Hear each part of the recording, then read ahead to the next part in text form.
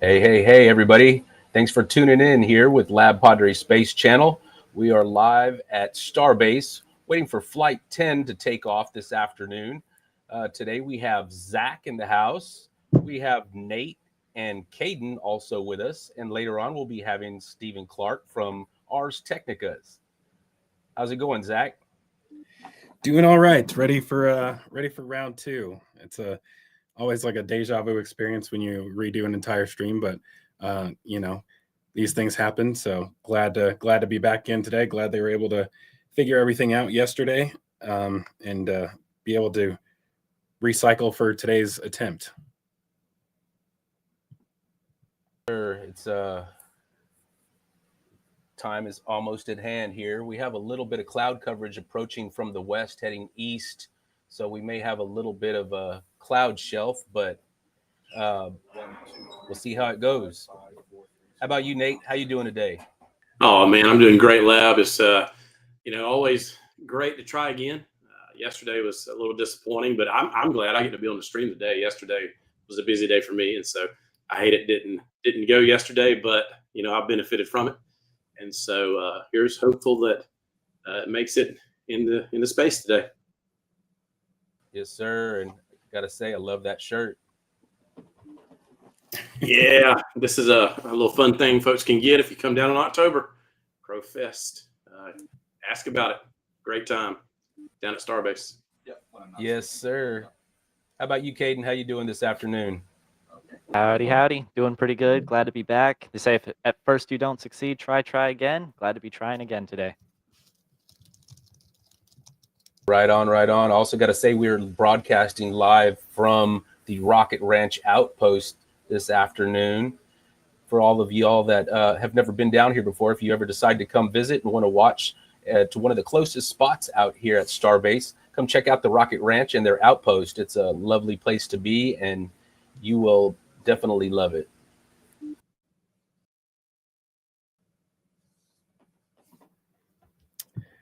All righty. Well, where did we leave off yesterday? For those of you who missed yesterday's attempt, we basically ended up scrubbing yesterday's launch attempt due to some GSE issues.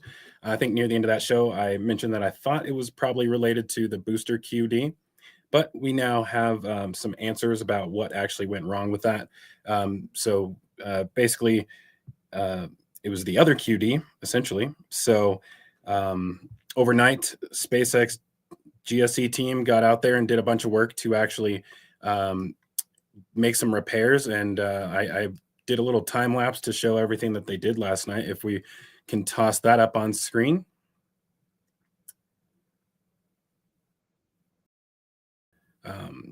Yeah, so basically it ended up being a liquid oxygen line on the actual ship QD. So they had to swap that out last night. And props to the GSE team for actually pulling that off in one night, because that was quite the task to get all of that stuff. So I'll actually play this right up here for y'all. So you can see they had to disconnect that hose. And sorry, this is a little bit fast, but if not, it would be a 2-hour long video showing this whole process. But you can see them up here removing the hose or disconnecting the hose, and actually pulling it out. So there's actually a winch that's on top of the integration tower that allowed them to do this without having to use a crane. And right here, we can see they actually just lifted it back up there. It was kind of on the left side right there. You can see them lift it up right there. So lift it up and then slide it down through the actual rack that holds it. Then they had like 10 to 20 guys up there wrangling this thing into position. You got some guys up on the actual QD itself. Guys on the aerial lift. Is just a beehive of activity up there to get this thing in position. I was actually really glad that the sun came up in the middle of this so you could actually see what they were doing a little bit better. But yeah, so getting this hose into position, connecting it back to the actual QD umbilical, which is being blocked by that aerial lift up there, and then wrapping it over the I don't know what you call this, basically the bracket that telescopes outwards, and then connecting it. Oh, okay, just restarted on accident there, and connecting it to the actual hard line that's on the actual QD arm. So yeah, a lot of work to get that done in a single night. So shout out to them for actually pulling that off in a single night, because I feel like if this was any other rocket company, we would have been looking at a full week-long delay. But you know, they're definitely not playing around. This actually, you know, in the past, a lot of people were wondering, why don't they install cladding and protection over the entire like QD arm and the chopsticks and whatnot. But I think this is a good reason why not to do that, because then you don't have to remove any shielding or anything like that in order to actually be able to access the plumbing inside. So yeah, really convenient the way that it's designed in order to actually allow all of this to happen. But you know, at the same time, I do wonder if all of this was in some sort of shielding and not exposed to the elements, if it would be less likely for leaks to occur. So we can go ahead and go back to the live view there, Lucid. Yeah, but like I said, being able to pull that off in a single night was pretty epic. They were up working on the actual QD arm for much of the day. I feel like they did a few pressure tests, because we could see them actually leave the QD arm and then get back up there several times. And we can get a little close-up view on it so y'all can see that. It's a great example of how teamwork makes the dream work. I mean, for sure.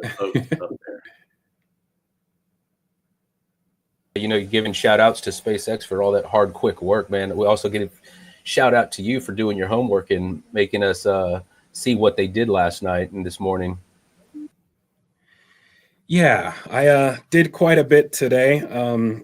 Yesterday before the stream, I didn't really have much time to prepare, because I had basically just finished up with a RGV Starbase Weekly live stream. So I didn't really have much time to prepare, but you know, all the questions that you guys asked yesterday, I do have some great assets that we can show on screen, whether that's the LNG facility you guys were asking about, the air separation plant. We'll go into what happened on Flight 9, Ship 36, the actual static fire of Ship 37, all that stuff. So instead of me sitting here pulling out, you know, 3D printed models in order to show some of the stuff, we'll actually have some renders and whatnot that we can put on screen. So yeah, but we're zoomed in right here on that QD arm, so y'all can see it obviously is fully connected and ready to go. But yeah, that LOX liquid oxygen line is the shiniest one that you can see there, because it's brand new. It's really good that they have these things laying around so that in the event they need to swap one out, it's pretty much already on site. So I think that's part of being ready for whatever happens. They also have they pretty much have backups for everything. So pretty much every line on the actual ship QD they have replacements for. They also have replacements for all the ones on the booster QD. And obviously tons of, they also have the Raptor QDs. So all of the hoses that are on the bottom of the Raptor engines, they have those as well too. Speaking of that, Elon did post a really good image this morning, which we'll probably show a little bit later. And I do tend to get distracted by the chat sometimes. You guys are really funny in the chat. Yeah, they are. Speaking of that, we do have a $20 super chat from none other than Stumpy, who asks, Zach, what are your thoughts about boosters being shipped to Florida horizontally? Oh, well, I guess if you would have asked me 2 years ago, because that was probably the first time that, or was it 3 years ago? Because it was probably was it 2022 when they started building the tower in Florida? Everybody said they were building that tower. This was a big topic of discussion. Yeah, and if you would have asked me then, I would have said there's no chance that they're shipping it horizontal.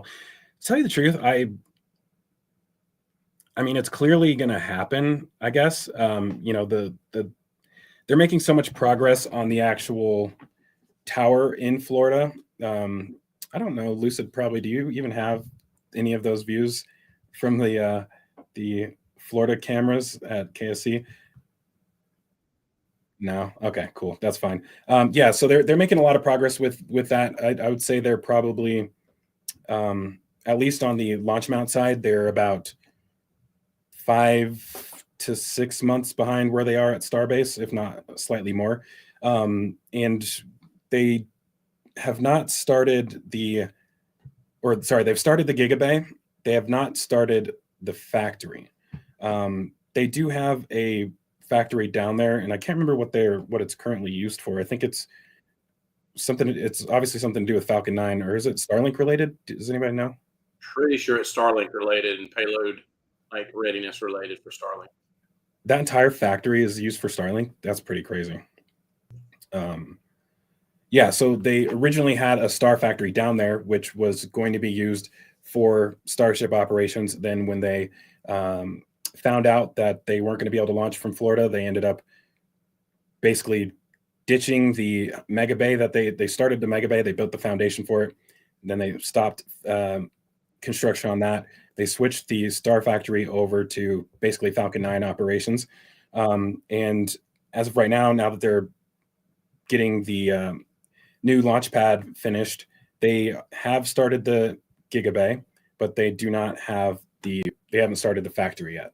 I'm assuming they'll probably do something like that. They'll start that soon, but even from start to finish of constructing the factory and getting all of the workstations completed, that takes quite a long time. Right now, the Star factory at Starbase has been finished construction maybe just under a year ago, and they're still working on getting all of the workstations completed.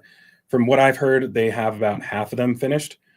So after all this time, they're building those workstations one at a time and still outfitting it. So with that said, it'll take maybe a full year, if not longer, to actually build the factory in Florida. And then to fully outfit the inside of it will be another year. So they're going to have to ship vehicles from Starbase to Florida in order to actually use that launch pad. I think that's interesting. I do wonder how that's going to work. I think that shipping them horizontally makes sense because you don't want a 70-meter tall booster on a ocean barge. I mean, they do that just fine with Falcon 9. So I feel like it's possible to do it vertically if they really wanted to. But as far as transporting horizontal, I think that horizontal part will be at the port when it's actually placed on the barge. So the 70-meter tall booster, there's absolutely no way you're rolling that thing horizontally down Highway 4. That's not going to happen. There are some parts of it where you could get away with doing that, but there are also areas where it would be quite a task to transport it horizontally. And I think even getting onto the causeway, that would be the causeway is basically at the start of Highway 4, and it goes into basically the port access road. Making that turn. I don't think they could make that turn there. And there's a couple of curves also. That'd be interesting to watch. Yeah, it would be a task to do that horizontally. So I think that it would be a vertical transport all the way down to the port. And then probably if they do anything horizontal, they would be laying it horizontal while it's on the barge. So that's something we'll have to wait to see. I think they will need to do some major work on Highway 4 before that happens. So they have started some construction work on Highway 4 to actually expand it, and some portions of it between the Ad Astra building, I believe, and actually it's between what's the road for Rocket Ranch called? It's a Palmetto Road. Yeah, Palmetto Road and well, it depends on which rocket ranch you're talking about, the outpost or the actual ranch itself. The actual ranch, yeah, Palmetto Road. So I would say there's probably about like a 5-mile stretch where they've already started work to expand it. And they've also gotten a batch mixing concrete plant down there at the bottom of Highway 4, which seems like it's mainly to support Starbase operations, especially with the Gigabay Foundation. Like I think they poured like close to 240 loads of concrete just for one small section of the Gigabay the other day. But once that's finished, I'm pretty positive that batch mixing plant will be mainly focused on highway expansion. So instead of constructing the whole thing with asphalt like they've done with the in between Sanchez and Massey's, all of that is asphalt right now. I'm pretty sure in between Massey's and that port access road will all be concrete, and probably 4 lanes, so two lanes going each way. Because when you're transporting a booster all the way down there, it's going to take quite some time. It's about 15 miles, I think. Yeah, so definitely need 2 lanes so you can allow people to go around it on either side. And I don't think that'll last for too long, though. I mean, I don't think the KSC Pad 39A tower probably won't be ready for another 9 to 12 months, if I had to guess. And because they also have to do the tank farm down there as well, too. So I don't know. I guess I'm going to say 18 months. Yeah, it's quite a lot. So I feel like there won't be too many occurrences of them actually doing this. So the thing is, it's primarily, I have a feeling, going to be boosters. With ships, theoretically, you should be able to, I'm assuming by that point they will have reached the point where they're recovering ships. So more likely than not, you'll do a Starlink mission, and instead of the ship coming back to land at Starbase, it'll land at Pad 39A. So I don't think you can get boosters all the way over there. I suppose it probably is possible if you don't have a ship on top. Like if you just put like a nose cone up there, maybe. I was about to say, there's a bunch of people in chat suggesting that. Yeah, I mean, it's possible, I think, if you put a nose cone on top of it, that you could just SSTO the booster all the way to, I guess it wouldn't even be SSTO because it wouldn't actually reach orbit.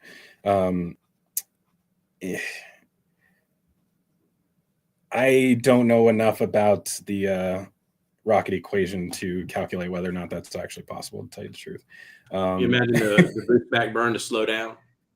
Yeah. I mean, the amount of energy. I mean, you're basically like 1,500 tons lighter than you would be otherwise. No payload on top, essentially. So the acceleration of the booster would be far greater. But a lot of the booster's energy is just getting up in altitude. It's not actually going that far down range, really.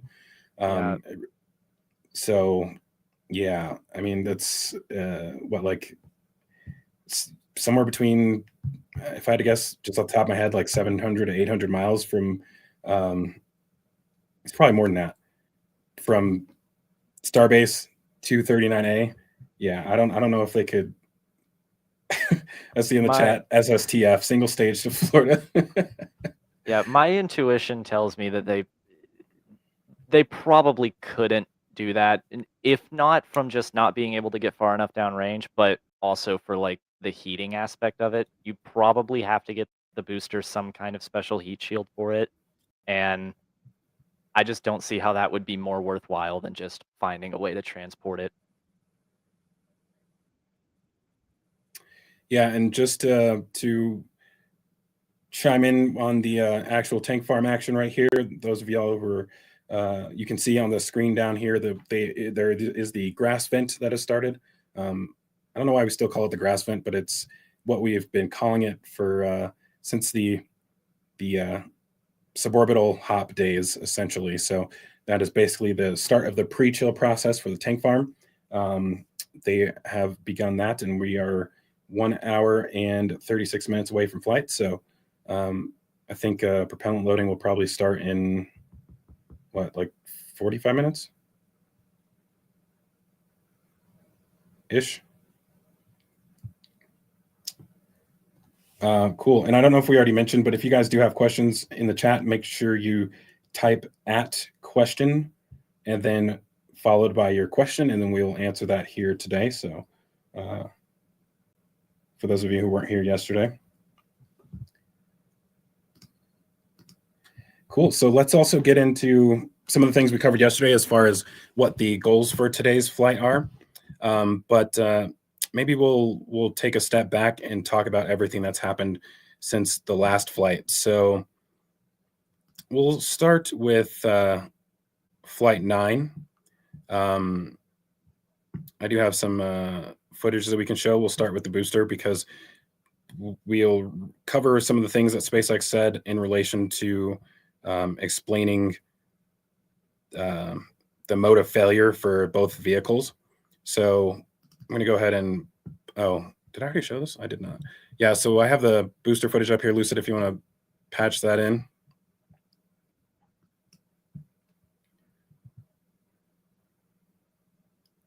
So Flight 9. So for one, Super Heavy did a bit of a different hot staging maneuver. They were actually able to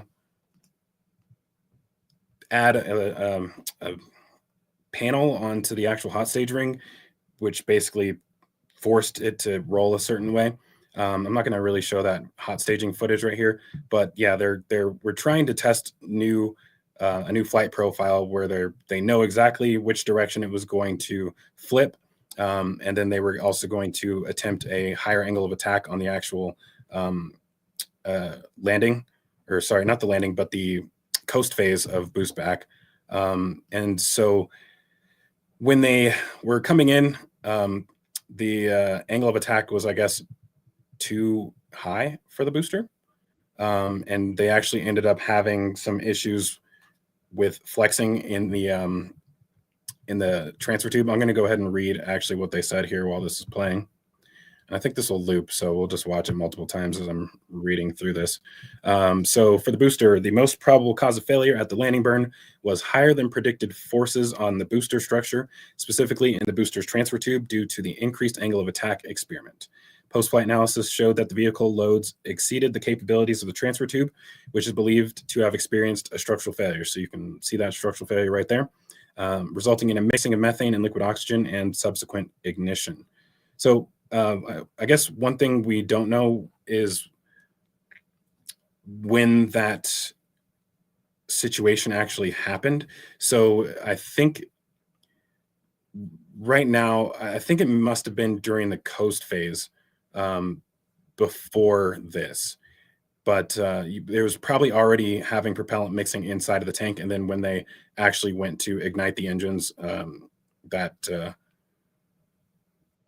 that is when that problem actually became more serious.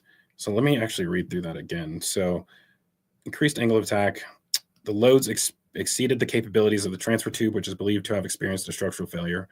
So yeah, that is the question, I guess, is when that structural failure actually happened, if it happened before they went to ignite those engines. And, you know, it is a little bit difficult to tell. Like when I was looking at this after Flight 9, I was kind of trying to figure out where exactly the explosion initiated from. And the thing that sucked about this was that there was not the greatest view of it because of the haze, which I'm hoping that we don't experience today. So it's difficult to tell where the explosion actually originated from. And I think it could have been either the actual common dome area or from the engines. So if you're getting a mixture of propellant in your, I'm guessing it would be the liquid oxygen line, then you're basically, when you should be receiving pure liquid oxygen, you're actually receiving a mixed fluid, which is not ideal. So that is basically what happened there. And so for this flight, they actually are going to be changing that angle of attack for the booster descent. And so they'll basically be decreasing the aerodynamic forces to minimize the likelihood of structural failure. One of the things we talked about yesterday was the changes that they're making to the next generation booster. Hey, Zach, before you yes, go, sir. I think you talked about this yesterday, but there may be people that aren't watching. When it talks about angle of attack too, I think a lot of people think that it meant that it came in at a steeper angle like this, but it actually came in flatter, correct? Yeah, exactly. Yeah, it came in flatter. And so just anybody wondering about angle of attack, when they talk about more aggressive, they're flattening the booster out as it comes in, probably so they can glide it further and try to burn off speed through friction. So sorry, go ahead. Yeah, and I think that the issue with the transfer tube likely would have happened when it's going more vertical, when it's, we're going to break this out again today. So basically, like, just don't break it. I know, right? As it's transitioning up like that, I think that flexing force is probably when that transfer tube actually ruptured. So that's why I believe it was more than likely before the landing burn started.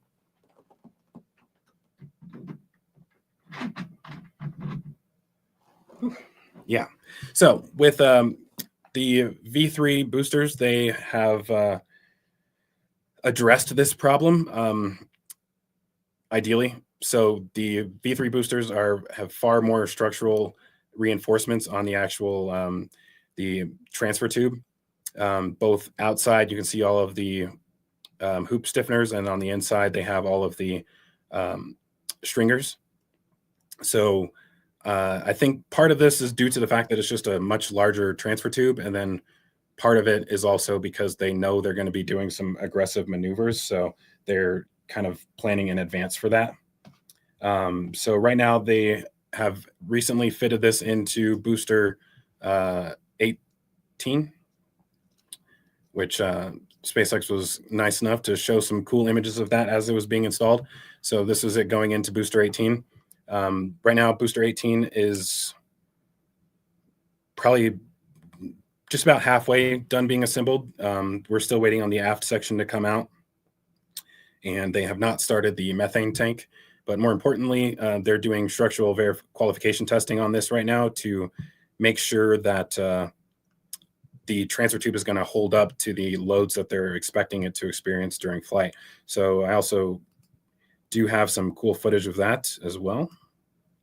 So this is the, okay, should have opened up in a, let's see here. Yeah, so this is a LabPadre's rover camera, caught this as it was rolling out. This is test tank 17 as it was being assembled. So you can see that header tank, the transfer tube right here. And it had a bunch of, I don't know if these were the actual actuators, but I think these were just posts that allowed the actuators to connect to these so that you don't actually have the actuators inside of the tank. So this is as it was being assembled. They also have one sticking out of the side right here, so they could basically push sideways on it as well as diagonally in different angles. And then this is the finished version of it.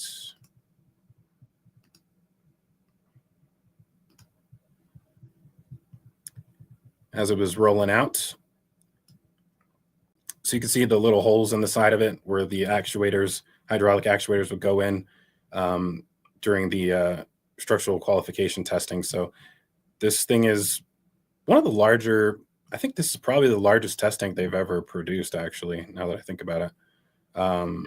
It's interesting about that test article too, and the way they're testing it, flexing the transfer tube. It gives you an idea that they may have wondered if a booster could survive that test for Flight 9 because of this, because all this took place before Flight 9. Exactly. Yeah. Back in April. Yeah, I think they knew that they needed to. Because this is a test that they never did with the version 1 boosters. So this is that same test tank over the last. This was like 7 days ago. So they've done at least 6 crowd tests up to this point, and the amount of testing that they've done with this is very different from anything they've done in the past. They've never really tested internal components of the vehicle like this. It's always structural components on the outside. They have done like header tanks, and I can't remember if they did transfer tubes of the version 1 and 2 boosters at McGregor. But they've done just so much testing for this, both with this test tank. They actually also did another structural test at McGregor with the, I think it was the landing tank or header tank. We're not really sure which, until the aft section rolls out, there's a lot of questions as far as like what components are actually what. So, they label this as a transfer tube, but it may also be a landing tank. We just really have no idea. And it's really going to take that aft section rolling out for us to truly figure out what exactly how this design actually works. And I'm hoping it happens soon, because with the way that Gigabay is going, once they start assembling that, we're not going to have very good views to allow us to put together some of the details like this. So our days are limited being able to figure out some of the stuff, and we'll basically be at the whim of SpaceX sharing information like this. So yeah, the time is coming. Not looking forward to it. Yeah, sad days. Cool. So I guess we'll move on. What else do we have? So with the ship, we did go ahead. We did have a few questions come in earlier. If we want to take any of those. Yeah, of course. Yeah, so knock it out. First one I've got here is from Starbase Sim asking, what's the prediction on how fast the OLM will be decommissioned after the last Block 2 flight, which is Flight 11, the next one? What do you guys think? That's kind of hard. I mean, because they got some stuff they just let set around forever. I don't know. You'd think they'd want to get to converting quickly, but they're kind of been unpredictable with some of that stuff lately. Do we want to elaborate a little bit on why they're going to decommission it and what we are going to be looking at in the future? Yeah, of course. So I guess one of the things about Pad A is that the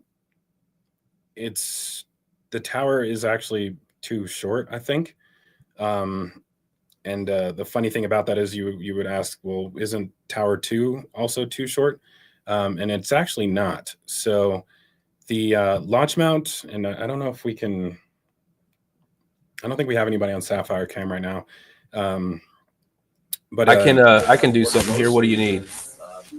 I'm not even sure if we will be able to see I think the tower blocks the launch mount from that angle. But it's fine. Yeah. So the launch mount sits up extremely high on Pad A. And I know some of y'all in the chat are gonna be like, what about Pad 1, Pad 2? I'm sorry. I have too many files that are named Pad A for me to like change the way I'm referring to it. But the launch mount over for Pad B sits far lower than it does on I think it's about at least 5, maybe 7 meters lower than it does on Pad A. So that actually makes the tower taller. Like the towers are technically the same height, but the height of the launch mount is lower, which makes the tower taller. So that was one of the things when Elon did his last tour of Starbase with Tim. He was like, we're going to make the tower taller. And it's like, no, you're not. But technically he was right. It is taller in a way. With respect to the launch mount, it is taller. And that's one of the things that I suppose, actually, now that I think about it, when they put the flame trench on Pad A, that it will actually be the same. That's what I was going to say is if they designed a flame trench correctly, they can at least get some of that height back. Yeah, that's true. I'm not sure if the actual base mount of Tower 2, Pad B, whatever, is any different, but I want to say it's pretty similar. I know it's a little bit different design. It's more like the tower at the Cape than it is the first tower. And so, yeah. The I feel like they may still end up redoing the tower. And also, just so you all know, the launch mount is now venting. It may have started a few minutes ago and we just now noticed, so sorry about that. Yeah, so they will need to actually redo, obviously, the launch mount. The question, I guess, at that point is whether they also do the tower. So we know for sure that they'll do the chopsticks, so they'll replace those. But we don't know if they will actually rebuild the entire tower. I have a feeling they will. The pad B tower is completely, it's the same, but it's not. Especially the base, like it's basically instead of a concrete base, it's steel, like a steel concrete sandwich. Aren't the foundations different too? Yeah, the foundation is a lot different. Yep. It's a lot more robust foundation. And beyond that, I think the position of this tower is not the greatest for putting a flame trench. So basically, if you have this orientation of the tower, the flame trench basically goes straight to the tank farm, or basically straight into that berm, which it's not the greatest. And so the other thing you can see over here on the bottom left corner of the screen, there you can see the drilling rig over there for they're constructing an air separation plant, which we'll talk about a bit later. The trench would basically be facing straight towards that. So instead of having a 360-degree plume expansion, it's all going in two different directions. So you have a lot more gas and just, steam, I guess, traveling in those two directions, which is right towards some important infrastructure. So I have a feeling that they'll want to demolish this tower and turn it and also move it into a different position, possibly. I think that will require them to expand the footprint of the site if they end up doing that. One thing that is possible, though, which we've talked about on the RGV weekly shows, is that they may end up keeping this tower as a catch tower, potentially. I think we haven't heard anything about plans like that, but it is possible that that is something they could do, is having a separate catch tower just for ships. So that is another possibility as well. Alrighty, and it looks like we also have some venting going on the tower right now. So I'll go ahead and, you can kind of see it already, but I'll go ahead and zoom in on that for y'all.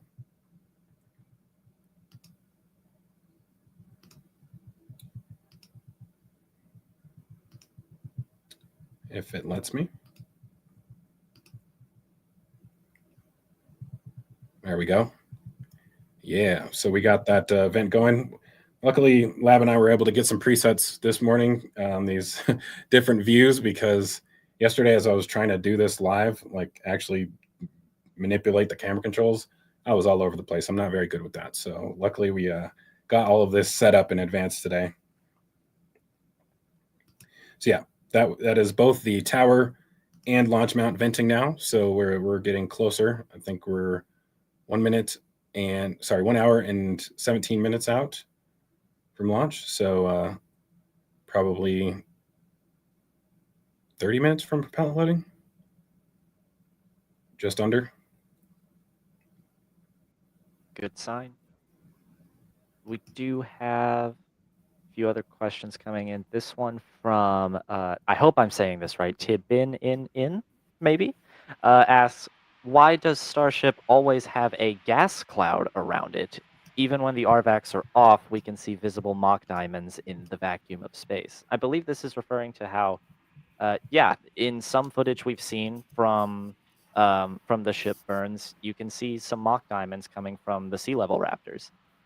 And that is interesting. I've actually always wondered why we see that.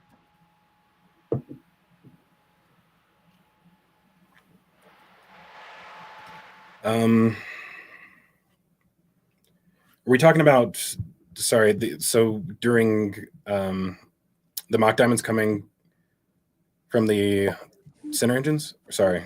I think they were saying while it was in space, while it was in flight. I believe that's what they're referring to. Is if we have seen in some footage from previous flights, during the ship burn after hot staging, there are some moments where you can see mock diamonds coming from the Raptor sea levels, and that's pretty uncommon. I haven't seen that from any other rocket, so that is rather interesting. I would assume that it's something to do with having those vacuum Raptors on the outside of the sea level, and maybe somehow their plume is, I don't know, causing the pressure to be low. I don't know. I'm guessing. Zach, you may know better. Well, we can look at it right now. I have some footage ready to go. Lucid, if you want to make it, put it in one of the third windows, I'll go ahead and show that.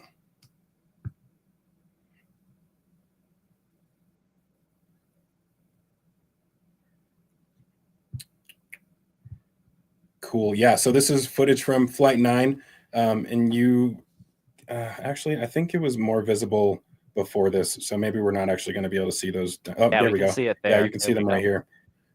Yeah, that was actually really interesting. And I think the reason this was happening, getting this from what Scott Manley's explanation is that the plume is basically for the center engines is being essentially squeezed in by the RVACs. So it's if not for the RVACs, you probably wouldn't be seeing this. Is kind of my guess is good.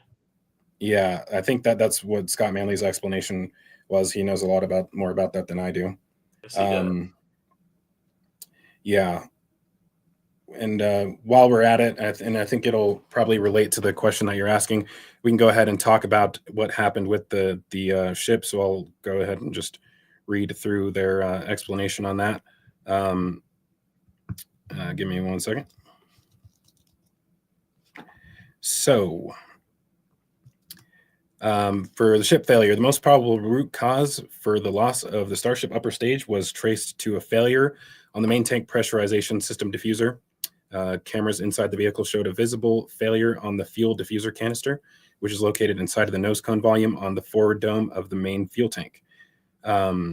So yeah, this is actually really interesting because there were some views where we were actually able to see that leak inside of the payload section. So basically in this view, if you could see what that leak looked like. So basically I can't tell if it's frozen right now. I'm pretty sure it is. It's like methane snow essentially is what we're seeing here. So it was floating around inside. It looked like basically a snow globe, pretty much all over the place. And I think, I don't know if this diffuser that they're talking about would be visible from this angle. Like it could be something that's actually right over on here, because I think this might be one of the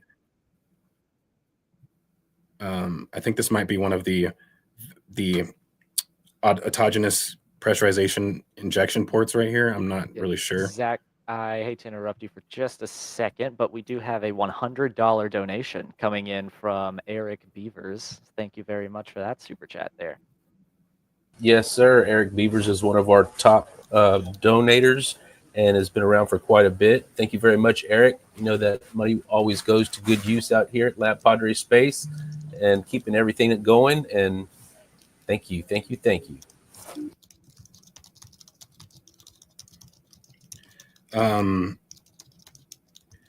Sorry, I'm just sending a message here in the background. Yeah, so basically you could see, like I said, you could see that leak that was happening in here. And so what they said was that this caused like a buildup of pressure inside of the nose cone, or basically the payload bay. And as a result, they, number one, weren't able to open that payload bay door because the pressure was just too high for the door to actually be able to swing inwards. You can actually see the door down here. So it wasn't able to open because there was just too high of pressure in the inside.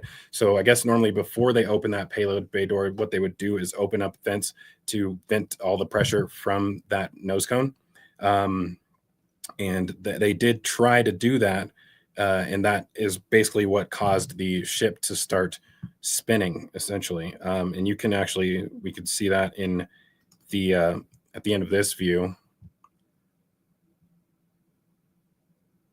That's weird. You're good. So after Seco, you could see the ship started to rotate after this. This is actually a really cool view.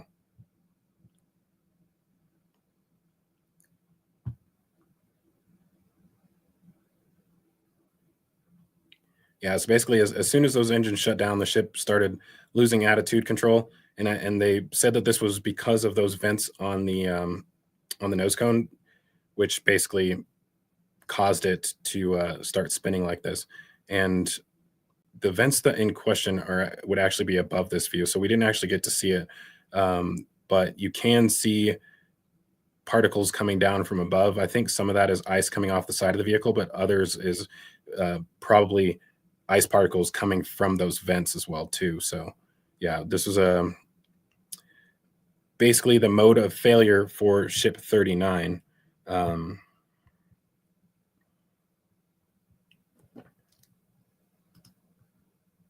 And Labs, you said Steven wanted to hop on for a minute here. Yeah, he's just powering up the mic real quick. He ought to be on here in just a minute. Cool.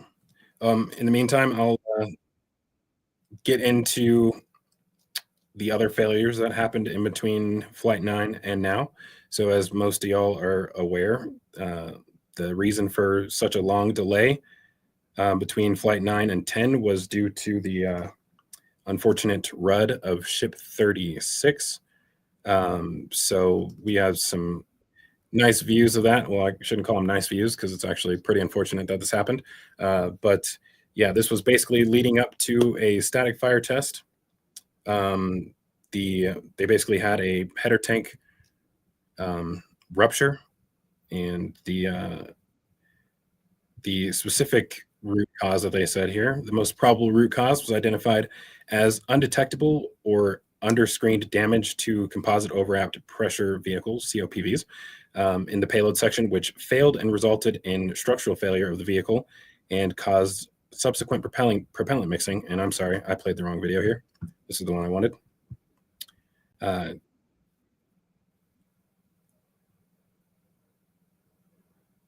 Yeah, caused a subsequent propellant mixing and ignition. So yeah, basically, we'll see here in a second. Yeah, if I can maybe I can slow this down. Let's do 25% speed here.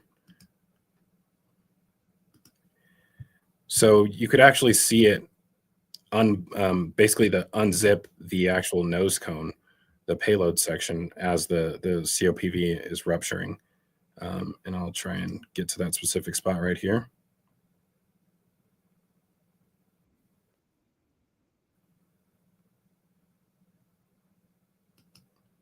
I'm going to slow it down even more because I think 10%. Let's go with 10%. Yeah, when it's pretty slow like this, you can actually see it. You can see where it originates from, which is basically right up in this area.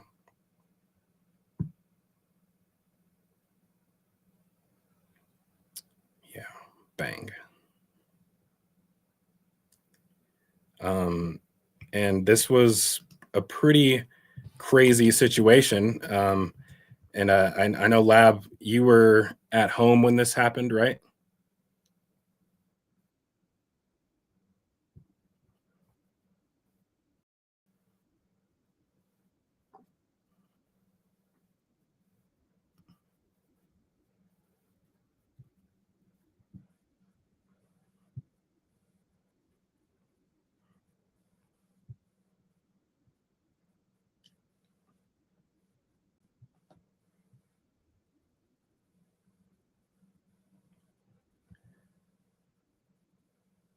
Yeah. Sorry, I'm not sure if you guys actually heard Lab there or not. I think we may have just switched to Steven on accident. So sorry if we. Yeah. So Lab said he was at home and it basically started the animals. They weren't really expecting, obviously, that to happen. So shook the whole house from his view. The other crazy view, actually, you could actually see it from rover cam. So this is from about 4 miles away, maybe 5.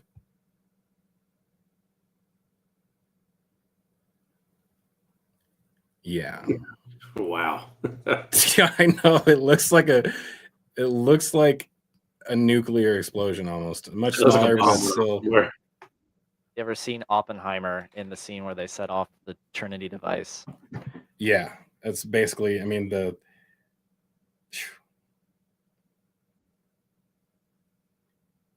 Yeah, that was definitely visible all the way from Brownsville. I would like to see. I haven't seen any views. Maybe I don't know if Sapphire Cam. I didn't record Sapphire Cam. I'm not sure if it caught this. Yeah, so But remote. yeah, You'd love to see like a cell phone view over towards South Padre or something. But yeah, especially because I wonder how long it was visible because it pretty much basically stays a ball like that until it goes out of frame here. yeah, it rolls up. Yeah, Yeah, and we'll go. Steven, are you with us?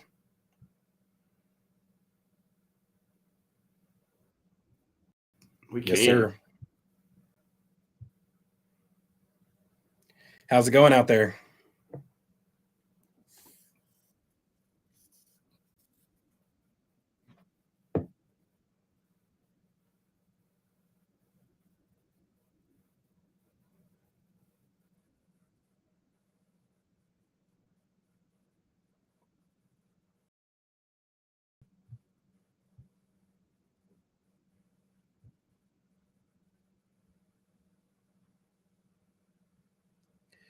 Yeah, it's really cool being able to see that. It's actually kind of starting to pick up as far as the intensity of that venting. Got a couple of super chats coming in here. We've got a $10 donation from Gary Peak saying great coverage as usual and thanking everybody. And then we just now had a $50 donation from Mouser saying, love the new format. Keep up the great work. Thank you guys for that.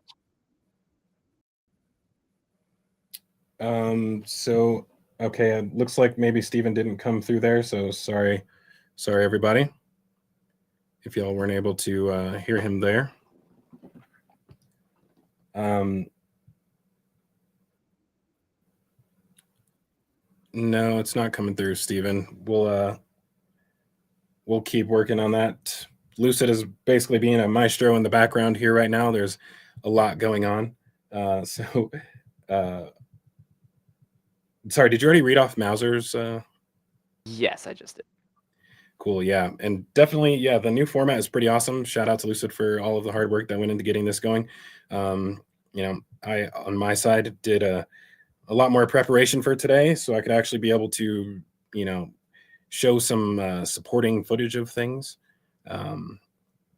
But yeah, one thing related to this incident. So now that we know exactly what happened, I'll go back and just to show basically. So inside of the payload section there's all these COPVs in here. I think right here is 6, and then there's another 6 right here, and there's more up higher in the nose cone as well too. So there's a ton of COPVs in here.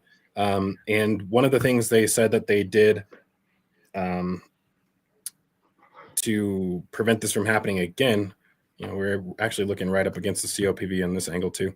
So one of the things they did to prevent this from happening again was basically reduce the pressure in those COPVs, which also means that they need to have more of them in order to accomplish the same thing. So a little bit of a mass penalty there, adding some COPVs in order to basically spread that volume of gas between more cylinders to get it so they're basically below just a lower operating pressure on those. They also, Steven, you want to try again there? Yeah, can you guys hear me now? Yes, sir. We can hear you now. We can Sorry hear you. for that. Sorry for that. Did get another Nope. super chat coming in from Colin with a £50 donation. Thank you for that. So I guess I'll ask you the repeat question there. How's things going out there, Steven? Yeah, I think excitement is building out here at Starbase. I'm looking out at the pad about a little over 3 miles away, sitting right next to Lab here at the Rocket Ranch, seeing the vent becoming a little more vigorous out at the launch tower. So the weather conditions a lot drier today.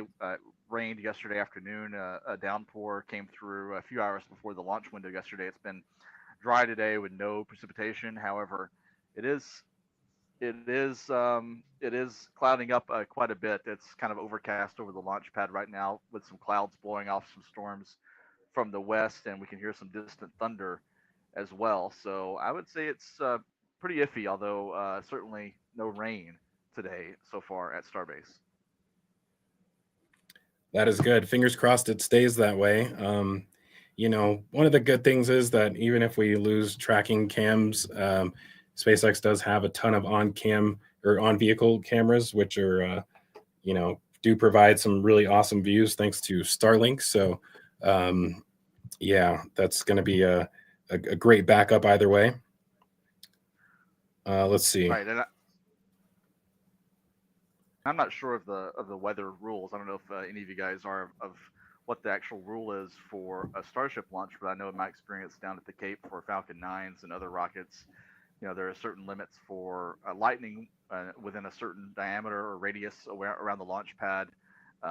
That's probably the main concern, along with winds. I would think is lightning and winds. I don't think that rain in and of itself will be an issue. Well, I think that there's always been a bit of a gray area when it comes to that. If you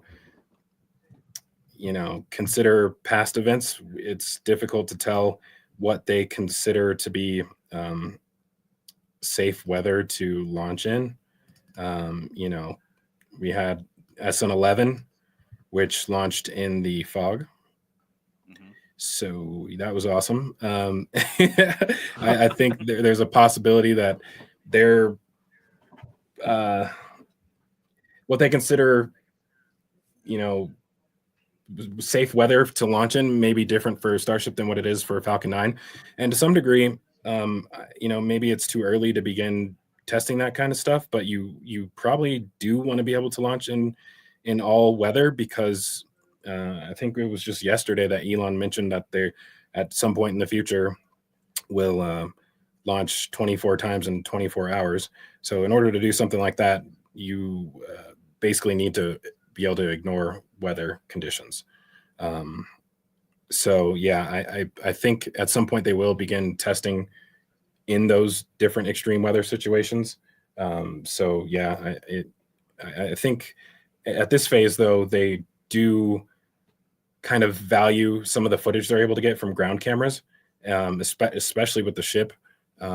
So they probably do want to have good weather downrange in the landing zone. Right. Yeah, I agree, Zach. I think it's, eventually this vehicle will have to be able to handle nearly all weather conditions, just like you have at an airport that's operational. You may have your occasional ground stop or something, but with something particularly nasty comes through. But, most weather conditions, fog, rain, things keep humming at an airport, and future spaceports may be the same way. One thing I'll note, I mentioned precipitation, like actually rainfall. With the tiles on Starship, that was kind of a question mark in my mind. Other launch vehicles and space vehicles that have ceramic tiles for the heat shield, I'm thinking of the space shuttle. I'm also I believe even the Dragon spacecraft, although it doesn't have tiles, it has the heat shield on it.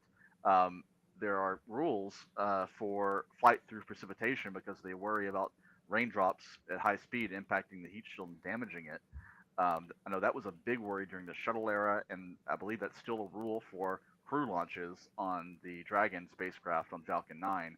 No flight through precipitation, but with Starship, Wait, hold on, Stephen. But that's a little bit weird though, because by the time it is at an altitude where the rain is going to be impacting it, wouldn't the chutes already be deployed? This is during launch. Oh, okay, gotcha. During launch, yeah, they're worried about the water droplets impacting the heat shield at high speed during launch. And but for Starship, I don't think that's a weather rule they can live with, given the aspirations for the flight rate. Is the Dragon heat shield exposed like that during launch? The forward heat shield, the Not the bottom heat shield, but the forward heat shield is exposed. There's no fairing. Okay, yeah, I got you. Yeah, yeah, and sorry, we also do have a bit of a delay as well. It looks like that the T0 clock has been pushed back by 14 minutes. So yeah, we have reflected that in the countdown clock up here as well. So yeah, I never really thought about that, Stephen. Like I wonder.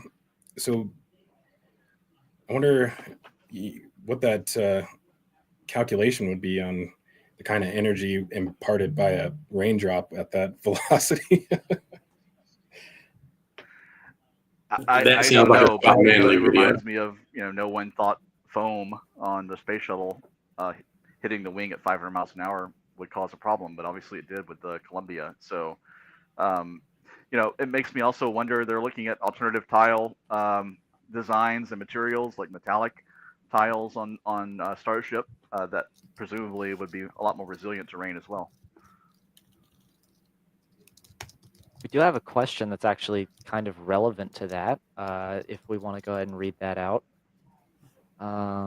This is from Johnny Rasta, I believe, saying, could they de-ice Starship like they do aircraft to reduce weight and increase payload? De-ice it. I don't think that's really possible. I'm not sure how you would do that. They would probably require insulation on the entire vehicle to prevent that ice from building up in the first place. Yeah. So at that point, the trade-off wouldn't necessarily be worth it. Yeah, as soon as you hit it, go ahead, Caden. I'm just saying that's what I would think. I'm not sure it's feasible on a rocket in the same way that it is on an aircraft. Yeah, you're dealing with those cryogenic temps, and as soon as you de-ice it, it's just going to frost back over almost instantaneously, I would imagine.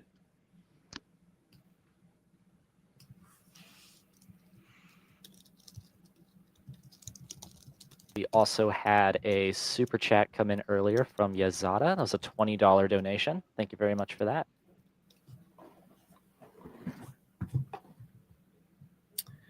Awesome. Yeah, definitely appreciate all of y'all's donations.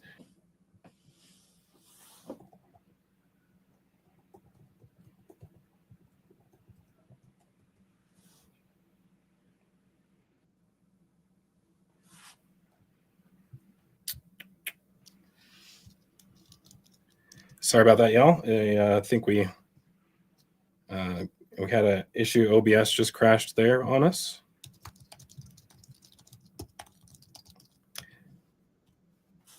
So let's see if y'all in the chat can still hear us.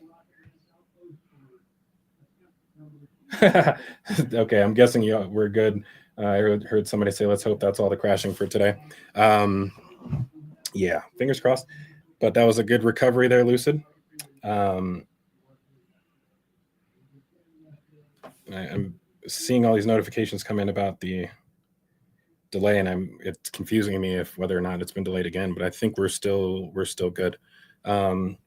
So yeah, where did we leave off? And like I said, sorry, I still got this view of that payload section cycling. I will continue off with kind of where I was saying with that. So they did resolve this issue. So not only do you have the issue with the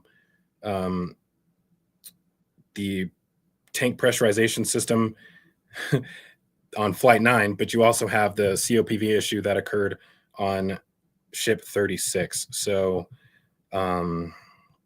yeah, hasn't been the greatest year for the V2 ships. Actually, I think we're at I guess technically 100% failure rate. I think today is going to change that. I'm optimistic that we're going to see some improvements today. So I'm really excited for that. Some of the other issues that they were dealing with on for flights 7 and 8 were related to the actual propellant system. Well, all of its propellant system, I guess the propulsion system. So they most of it was related to the new plumbing that they have, which right here we can see thanks to Chameleon Circuit. this is basically the engine plumbing for the V1 ships. And when they changed this, it basically ended up with individual transfer tubes for each of the RVAC engines. And they ended up having issues with, I think what they said was that they had to torque down the mounting brackets or the mounting hardware for the RVAC engines after static fires. And that ended up being, I guess, their solution for what happened on flights, flight 7, or was that 8? I think that was flight 8. Yeah. So, series of problems, but I think that after flight 9, a lot of us weren't fully convinced that they had solved the issue. But, after their explanation and then having that footage of the payload bay to actually see for yourself that there was a methane leak in there, I would say that, we should be fairly optimistic that any engine related issues have been solved. And I imagine the stuff that was happening in the payload section is actually probably a simpler solution than what they had to do for the issues related to flights 7 and 8. So, like I said, I'm pretty optimistic for today. I share that optimism. I believe a lot of folks are. This one feels a little different. It does. It has a different feel to it. We always go back to they never fail the same way. And really, when you look at flights 7, 8, and 9, they didn't fail the same way. And so. Let's see. We may have another delay. I'm showing, at least on the SpaceX site, it's still showing 1 hour and 3 minutes.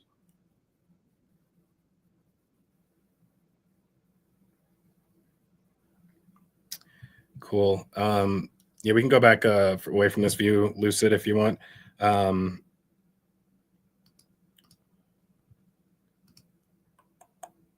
think that covers pretty much everything as far as the. Oh, no, obviously not. We still got one more. So after that explosion of ship 36, sorry.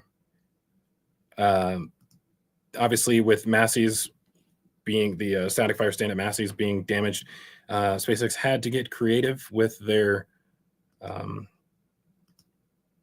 to be able to static fire the ship leading up to this flight. So they were able to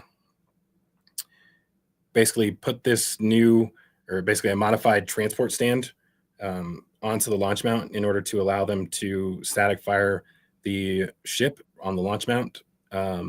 So they actually pulled this off pretty quickly, which is kind of crazy. I mean, a lot of people thought that this was something they always had as a plan in case this event was to ever happen. But I'm pretty positive, and just from talking to some people who know a lot more about this as far as, firsthand sources, they really did not have a plan for this. It wasn't until that event happened, and the next day they had a meeting to decide how they were going to proceed. So they came up with this on rather short notice, not only having that ring wall stand, and they also had to modify the booster QD in order to allow them to put the ship on, or sorry, tie the ship into the ground plumbing, and turned out pretty well.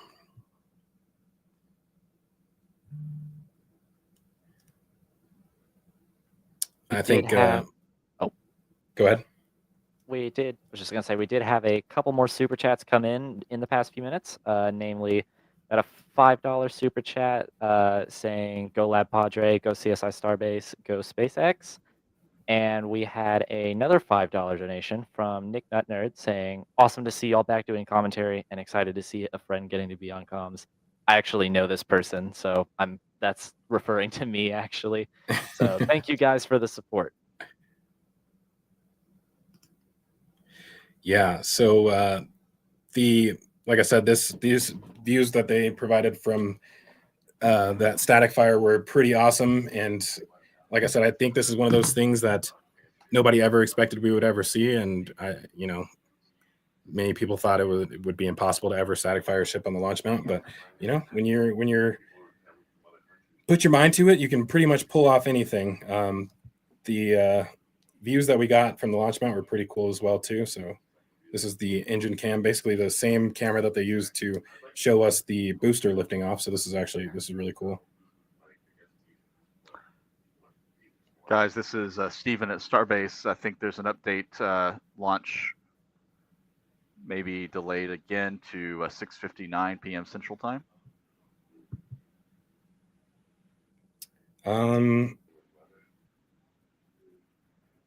1 hour 14 yeah, minutes. No, the T-minus 0 clock on their website just updated, so it looks like it's for a 15-minute delay, roughly. Yeah, they seem to be pushing it back. I think that's 6:59 p.m. Central, 7:59 p.m. Eastern. Does that put it at the end of the launch window? No, it's about halfway through. The window Halfway goes through. till 7:30 p.m. Central. Yeah, if you look at radar, the storms are there, but they're beginning to dissipate because the afternoon heat is beginning to die out. So I'm not surprised they're trying to push further into the window. Gives them a bit better chance of making this happen today.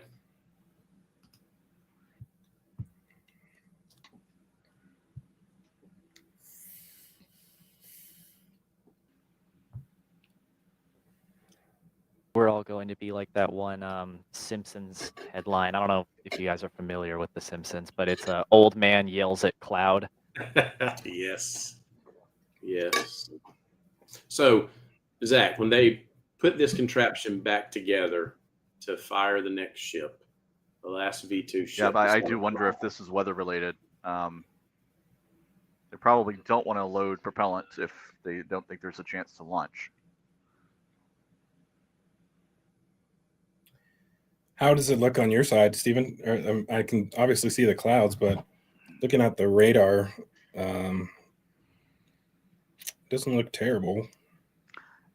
Yeah, the rain is well off to the west, but I think the upper level winds are blowing the anvil cloud, the tops of those thunderstorms, out to the east over us here at Starbase. So there is a deck of cloud cover right over the launch pad, and I think the question I would have is there electricity in the cloud that could create something like rocket triggered lightning? We've seen launches be struck by lightning. Some of them continue going. Some of them blow up basically when the lightning hits the rocket. That's happened a few times in the history of the space program. So not sure exactly what the rule is here at Starbase, but again, the rule down at Kennedy Space Center, if there's an anvil cloud that they can detect electricity in through through balloons or some other means, that can be a constraint. So I wonder if that's the issue. Again, that's pure speculation though. This gets back to the whole question also of eventually these weather rules for Starship to fly as often as it needs to will have to be relaxed eventually, but I wonder if there are tighter constraints here since it's still a test program. Yeah, I think the last thing you want to see is a nearly fully filled vehicle exploding because it gets hit by lightning on the way up. Someone in chat said all you need is an SCE switch to deal with lightning. That's a good reference. Yep, someone knows their space history.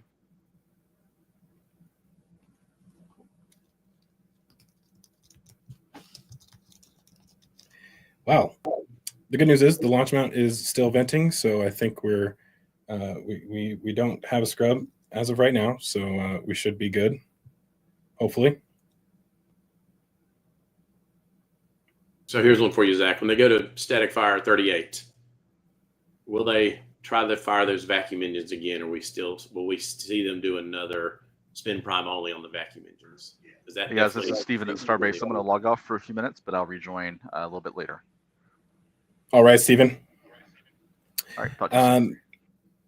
Yeah, Nate, I think that they probably will do the full test. You always want to make sure that all those systems are good to go. Last thing you want to do is get to second stage ignition and find out that one of those engines isn't working properly. Obviously, I think that they are able to determine most of that through spin primes, but I think there is a reason why they don't just settle for spin primes.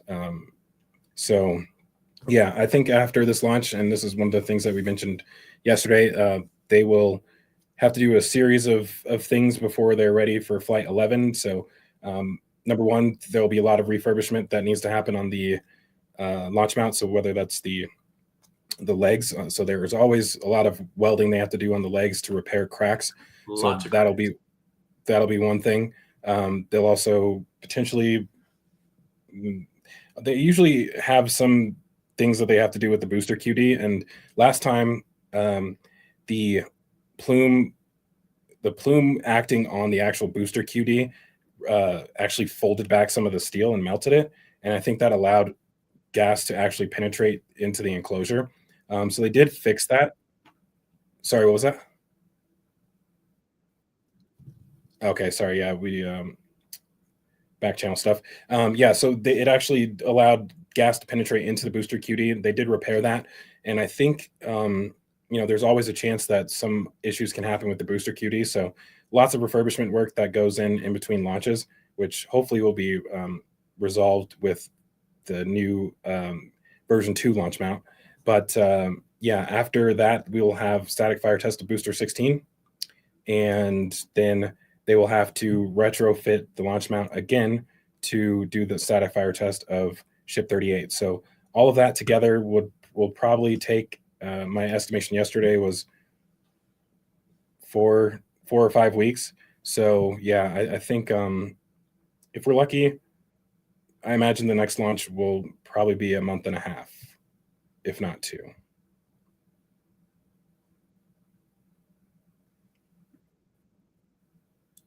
Yes, sir.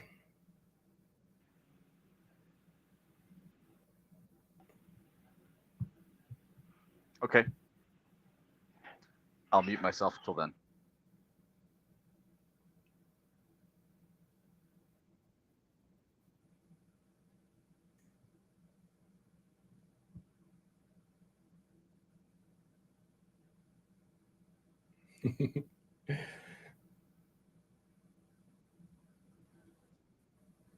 So it looks like we are starting to get a little bit of a drizzle right now.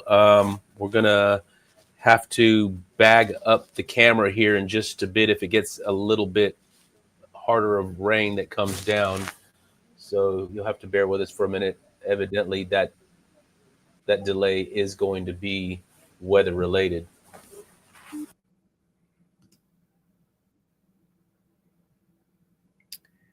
Well, stand by for a second. I'm going to go check on the camera outside.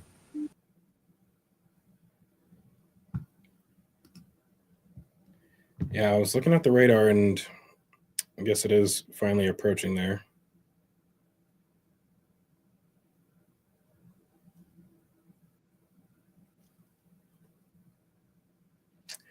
I don't know if y'all will be able to see this, but there are a lot of storms in the area. I wonder if I can get closer and still have it focus. So yeah, I was just for the most part, it seems like it's avoiding Starbase, and it's mostly in Brownsville. But most of them are Brownsville or a little west of Brownsville. But yeah.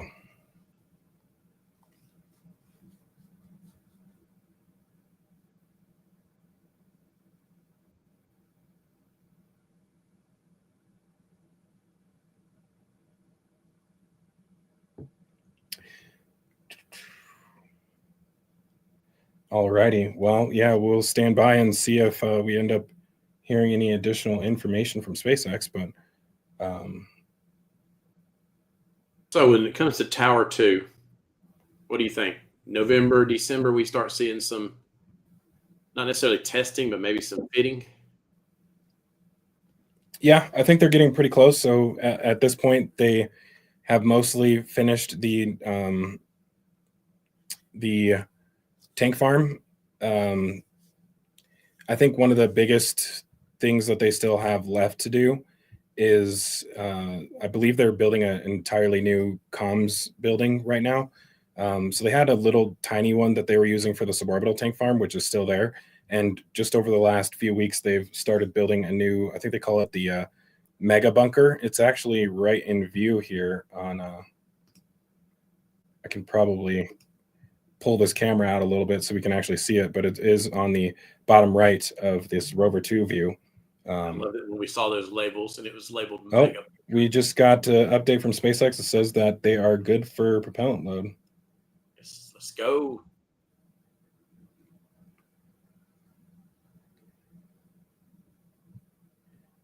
Yeah, so in the bottom right corner of this view on the Rover 2 camera, you can see that structure that they're assembling right there. That is what I believe is a new comms building, and that would basically control not only the tank farm, but the integration tower and the launch mount.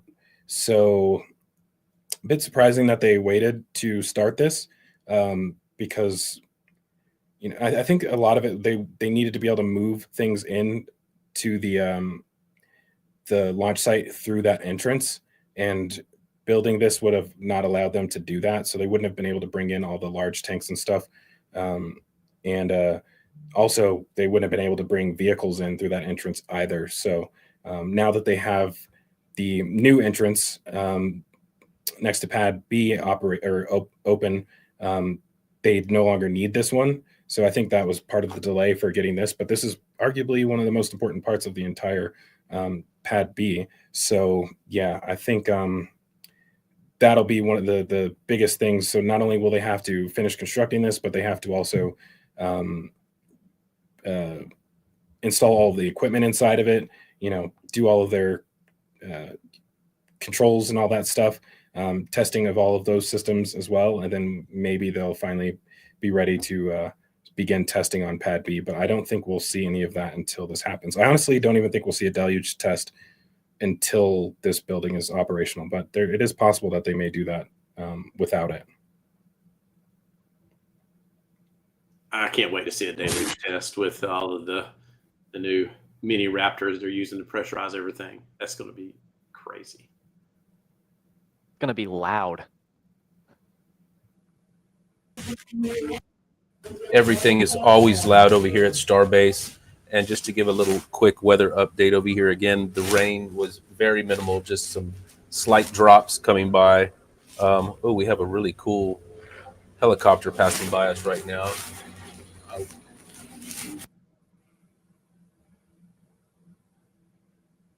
I can see it in the reflection of the window behind you. There we go. We can hear you now. Okay.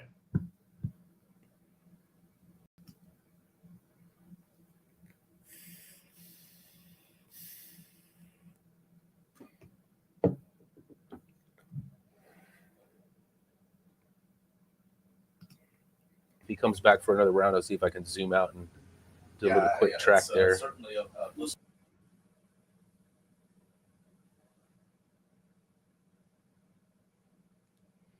Alrighty, so yeah, we are at basically T-1 hour at this point. We have not seen the tower vent restart yet.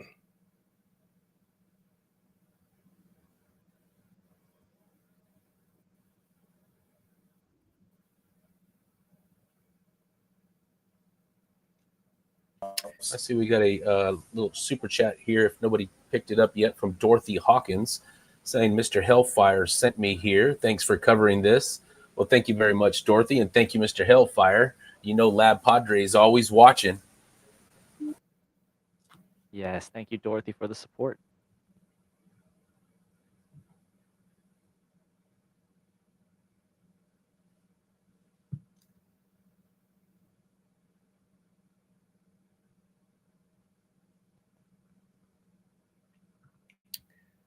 All righty. Let's see here. Did I have anything else that I needed to cover from one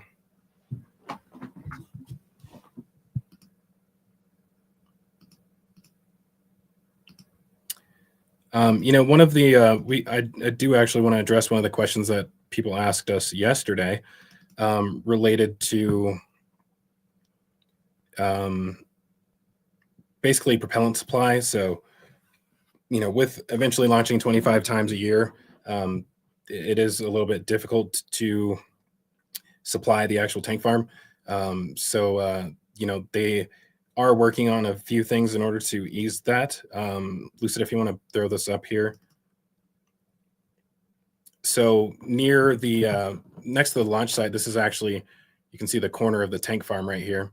And shout out to RGV for this. I asked him before the stream if I could show some images to help us out here. So this is basically right near the roundabout. They're building an air separation plant. And so that will allow them to basically produce their own liquid nitrogen and liquid oxygen. The footprint of this is actually relatively small in my opinion. So I'm not sure what percentage of their needs this will handle. There is another air separation plant being built in Brownsville, which is right here. So this one is significantly larger as far as the footprint of it. I would say it's at least 2 times bigger, if not slightly more. But between this and the one next to the launch site, with this one, they'll actually be able to more than likely just pipe it over directly to the tank farm. So they'll basically be constantly producing liquid nitrogen and liquid oxygen and replenishing those tanks. And then anything beyond that, they'll be able to supply from Brownsville. Currently, they are actually transporting those commodities all the way from Houston. So it's about an 8-hour, I think it's an 8-hour trip to Houston. So the round trip, when you also count in the time for offloading, is nearly a full day. So yeah, it's a bit of a logistical issue, I would say, as far as how many loads they need. I didn't ask, Vix, who's normally tracks all this stuff, I didn't ask her for an updated count. But the last launch, I do have the information for that. I think it was. So this also counts for the static fire test. So between flight 8 and 9, there were 509 liquid nitrogen deliveries, 491 liquid oxygen deliveries, and 138 liquid methane deliveries. So that's quite a lot. So 75% of that is liquid nitrogen and liquid oxygen. And being able to supply it directly from this facility will help them out quite a bit. And then, the rest coming from Brownsville, it will be a significant improvement. They should be able to increase their turnaround time and do so with significantly less vehicles required for it. The fleet, I don't even know how big the fleet of vehicles that is going back and forth doing those round trips, but they should be able to pull it off a lot faster. And one of the things we'll actually see immediately after this launch is those tanker trucks will start lining up on Highway 4 pretty much right away, especially in the event of a scrub, which I'm hoping won't happen. We'll definitely see them. They actually offloaded a significant amount of them yesterday as well after that scrub. They also had to swap out these helium tankers that are in the top corner. We just switched away from that view, but that's fine. The other thing that related to this that folks were asking about was the LNG facility that is being built in Port Isabel. Lab, is this considered Port Isabel? No, that is considered actually Port of Brownsville. Port of Brownsville. It's in between Port Isabel and Brownsville, right off of Highway 48. Yeah, so this is that LNG facility. It's pretty large. It's been under construction for I think about a year and a half at this point. So yeah, they're come a long way in that time. I think they probably have another year and a half, almost 2 years until they finish this. But the main purpose of this is for foreign exports. So shipping liquefied natural gas overseas. So at this point, as far as what we've been able to determine, they don't have any connection with SpaceX. And the problem is that, even if SpaceX wanted to have some sort of integration with this facility, that would require a lot more infrastructure. So this is liquefied natural gas, which has it's more than just methane. So there's I'm not gonna actually. I'm gonna just look it up. I work in the oil and gas industry, so I should know this off the top of my head, but I don't. I'm probably gonna miss a few of the components.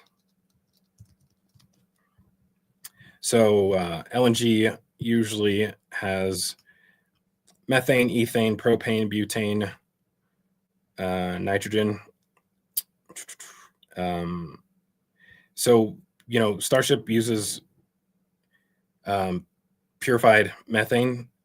So I think in order to have some integration with this facility, they would need to have a process plant in here in order to purify that liquid methane, purify that methane.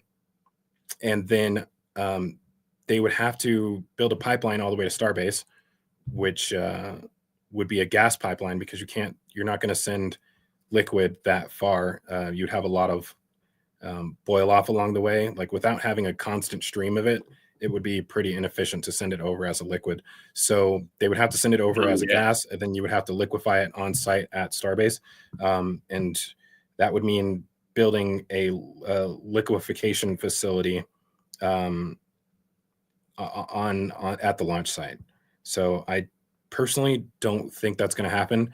This is something that they are working on for LC-37 in Florida. They will basically have natural gas or gaseous methane piped into that facility, and then it'd be liquefied on site.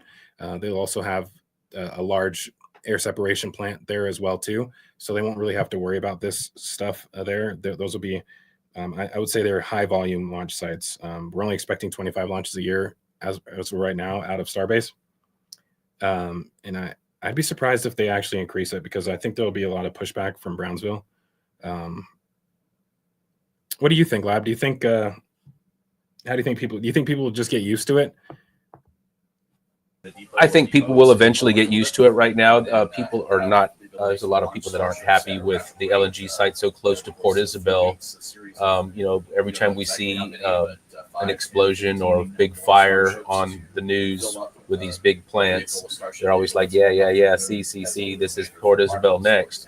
But in 4 years, nobody's even going to think twice about it. It's going to be rolling. And going about what you said earlier, that you don't think that they're affiliated with SpaceX, I kind of find that hard to believe. It's a big coincidence that these guys are popping up here right next to SpaceX, just right across the water here. Yeah, I mean, it would be really convenient. I think the path that they would have to take to get there would be quite a distance, because I think they would have to go all the way up the Port Access Road and up Highway 4 up to Starbase. So it would be probably about a 30-mile pipeline. And if they're going to do something like that, I mean, you could go underwater, basically a straight shot there, but I don't think they'll be able to do that. So you'd basically have to, it's like a U-shaped trip that it's taking from the port all the way to Starbase. And right now, with the expansion happening on the highway, I would hope that if they were planning to build a pipeline, that would be something they do as they're expanding the highway, because you would probably want it next to the highway. And the approval process for installing a pipeline like that would be quite significant. So we will know long in advance if they end up doing something like that, though.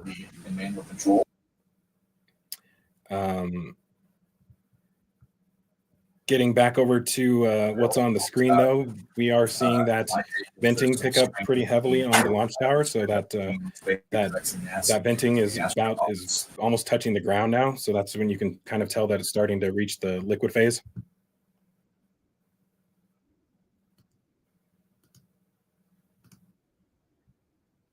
Yes, sir. And I was you were talking about that U-shaped trip around. I'm very familiar with that trip, having to travel back and forth all the time.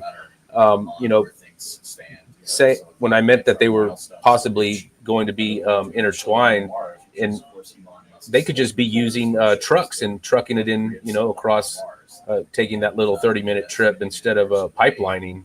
Yeah, definitely. It's just definitely closer than where they're coming from. And they could possibly even have a barge built to shuttle the trucks across to maybe shave off a few minutes of time. Yeah, for sure. I mean, doing that would be a vast improvement from going all the way to Houston. So, whether it's a pipeline or just trucking it in, that would, I think trucking it in seems a lot more realistic than a pipeline, in my opinion. Yeah, the pipeline's going to be a doozy. And I'm not sure if the GLO would go for it either.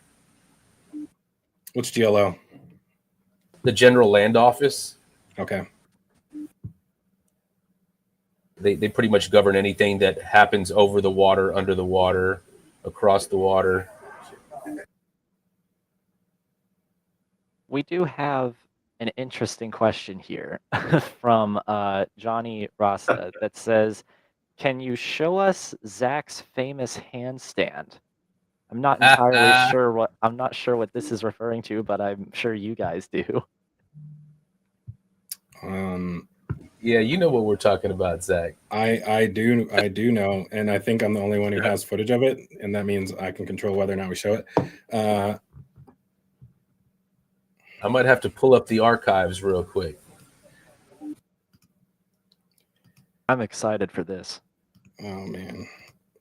You know what? I guess I'll be a fun sport and I'll show it if I can find it really quick. Those were the days, man. Those were the days.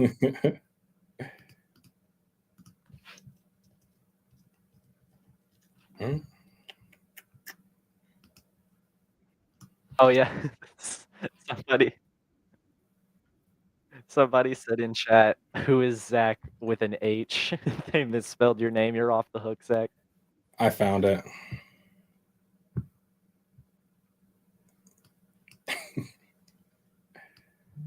You can show it if you want, Lucid. I guess I'll. I don't remember when this is from. This is from the Hopper's in the background right there. So those are the Hopper days. Okay. That was a huge fail. I was trying to hold it with Hopper in the background. And then that dune drop was like a solid 6 feet. So that was a good one, man. Those were the good old days for sure. Yeah. Somebody would bring that up. All right. This was probably late 2019, maybe early 2020.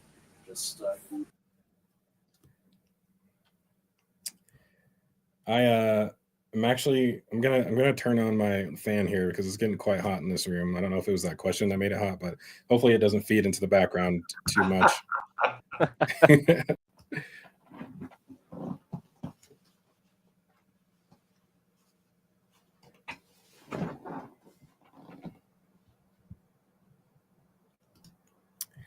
Alrighty. Blame it on Julius Aureliani. Yeah. Yep. I was just looking when I was finding that video. I found lots of videos from that as well too, with the wig and everything.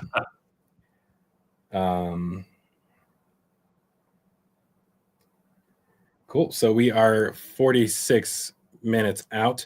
Tower still venting. The first sign that we'll see when they actually start propellant loading will be the end of that tower vent. Once they do that, I'll zoom us in on the QD and we'll actually be able to see that propellant load starting.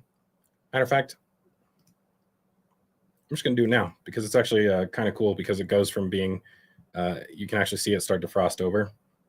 Lucy, we can keep that triple view up just so that we can still see when that vent actually stops.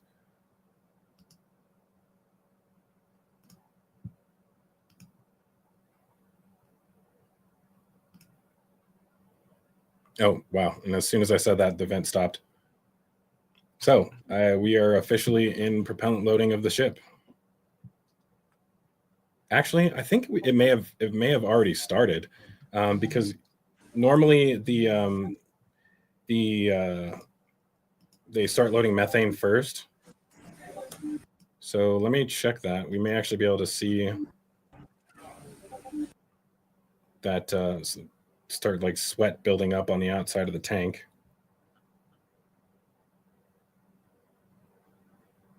All right, and it looks like the SpaceX's webcast just started as well too.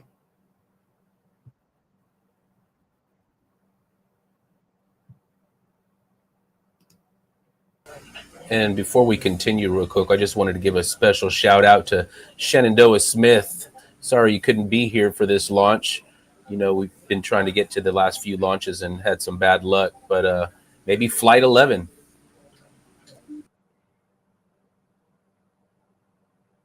Also had a $5 super chat come in from Abu Paul. Thank you for the support there. Thank you, Abu Paul.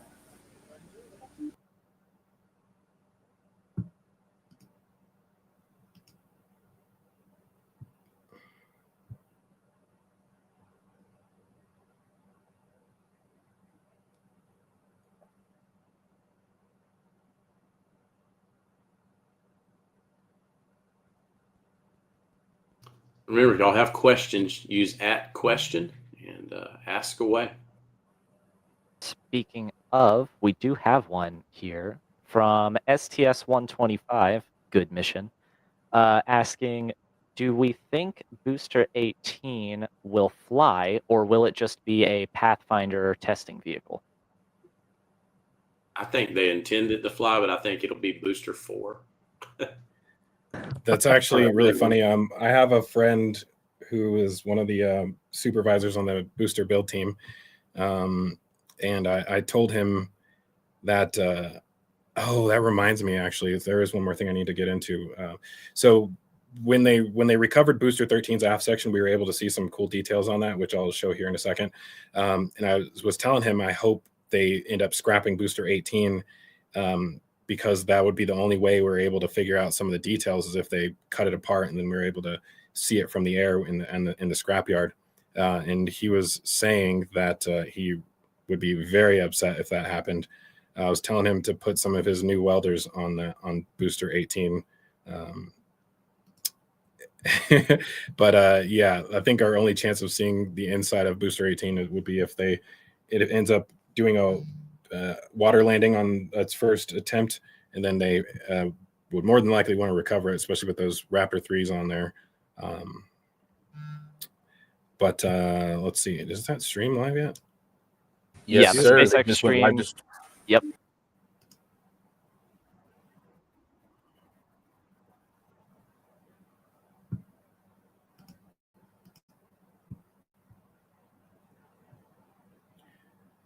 So we haven't seen frost on the methane tank yet, but you can see that it's kind of building up that sweat on the outside. It's climbing higher and higher. So we'll probably see that frost line appear here soon. Same thing at the bottom of the LOX tank. As you said yesterday, Zach, the ship is getting moist. Yes, sir. Good stuff. Good stuff. How come I can't see the SpaceX stream?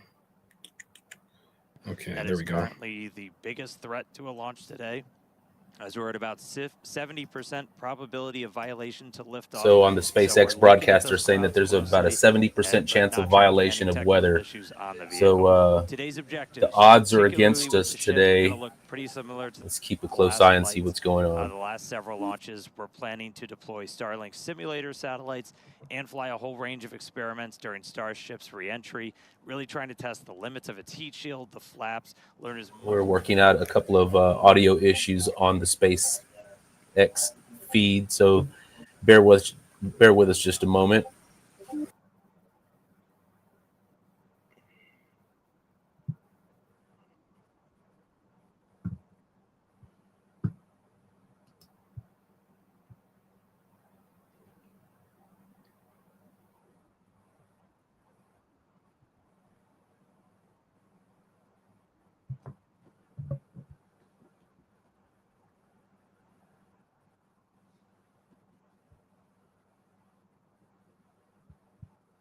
Yeah, we're still working on getting that audio going, so we'll see if we can pipe that in or not.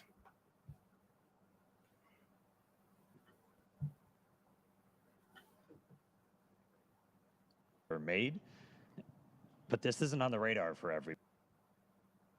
In the meantime, if we have any more We know that, questions, so make we wanna sure kinda take a you beat, post pull them for back, us do a little here. bit of Starship 101. I just noticed And in the to do chat that, somebody I've asked got some special about guests crashing the webcast meetups. today. Lab, do you do meetups? Well, we do meetups. Crowfest in October. Great meetup, lots of fun for a few days. We do beach cleanup, lots of fun things. If you really want to know more information about it, the Discord is the best place to find that information about Crowfest. Go in there, there's a channel for it. It's a great time. It's in late October. You should come out. We always have a good time down there. Yes, sir. This year's October 25th, and we're going to have a great time at Crowfest. If y'all can make it down, definitely make it down. And of course, if you're ever down just for a launch or just out here visiting, give me a shout out on Discord or on X. And if I can make time, I'll definitely meet up with you all.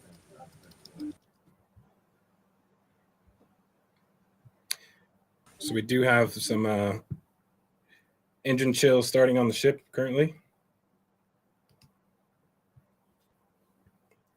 Oh, we do have Elon on the webcast. Hopefully we'll be able to get that audio on here. If not,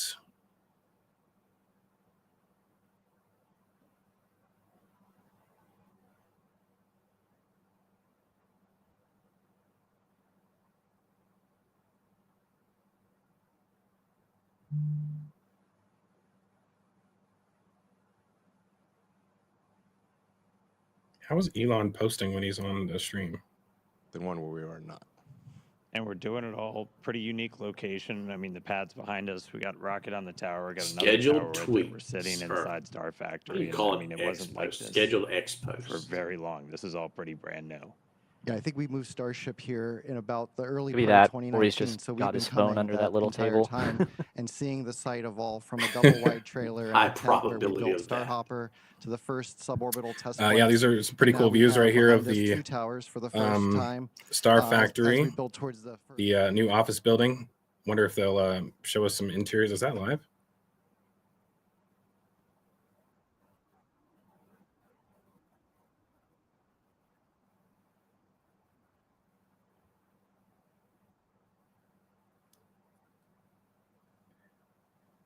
Yeah. So I think we should be able to pipe in the audio. We won't be able to hear it on our side, but you guys should be able to hear it. But that's fine. Let's go ahead and do that, Lucid. Rocket fabrication facility that has ever been built. This is essentially alien level technology, and it was all built here basically down by the Rio Grande River and close to the beach. It's an incredibly Very improbable good views of location. the Star And this Factory. used to be a sandbar. I think we're about 3 feet or about a meter above sea level. It really was nothing. If you see the time lapse from sandbar to two launch towers and a gigantic rocket factory with high bays, and we're going to be building something called the Gigabay, which is like one of the largest enclosed volumes on Earth. So it's sort of like a gigantic Borg cube that we're going to be building here for building and storing these gigantic rockets. It's really spectacular, and anyone can come and visit. So because we're on a public highway and we're literally by a public beach, you can actually come and see the rocket. You quite close up.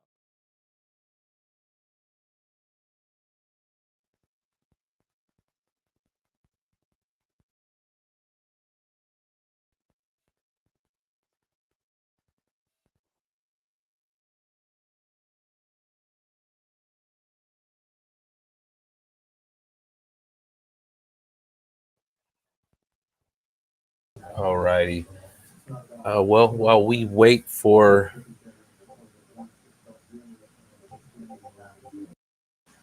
propellant load, we're going to continue to watch here, and hopefully we can bring that audio in. We're still struggling with some of the audio issues. We do have another donation coming in here. This is from Pete 2.0 with 10 Australian dollars saying, "Thanks, Lab, for your rockin' streams." Right on, Pete 2.0. I really appreciate it. He's been a long time subscriber and member here at LabPadre Space. And thank you again for everything and your extended support out there today.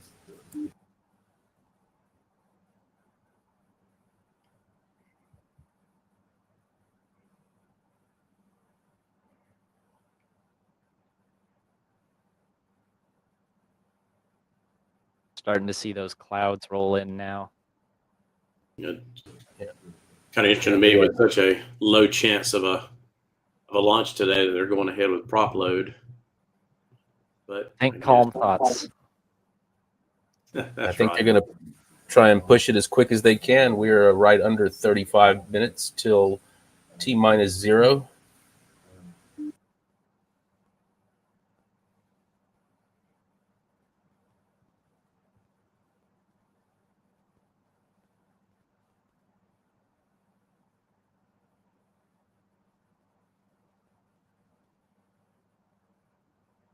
We'll see if we can pipe in a little bit of ambient audio here from the launch pad as we are waiting.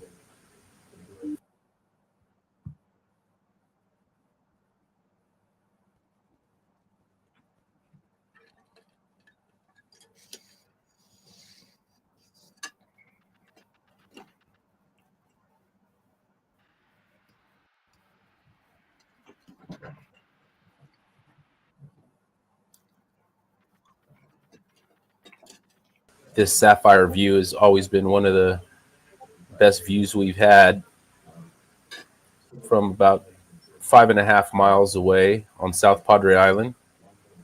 This view is, I believe, the tallest view out here in the Rio Grande Valley as far as public viewing camera.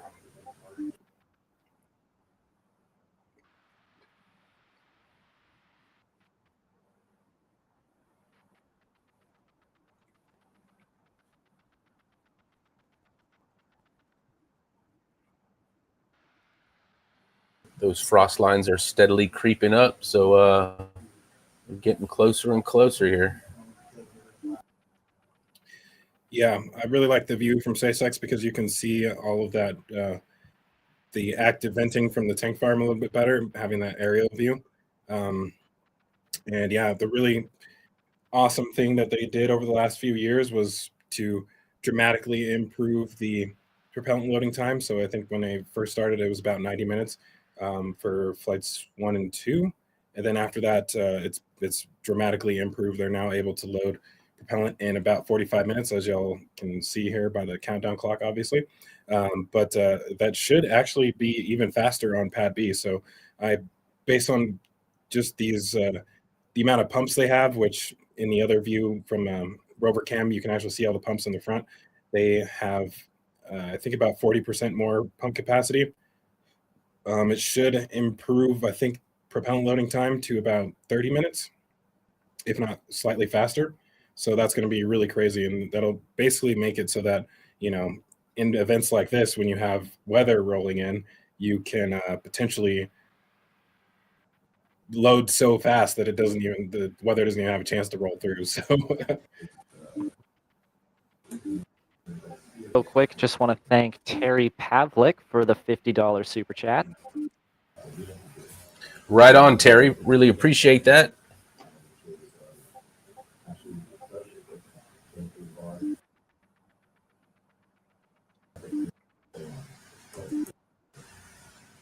Very nice footage of Raptor testing there at McGregor. yeah, I believe this is the lunar insert burn test. I think they said this was.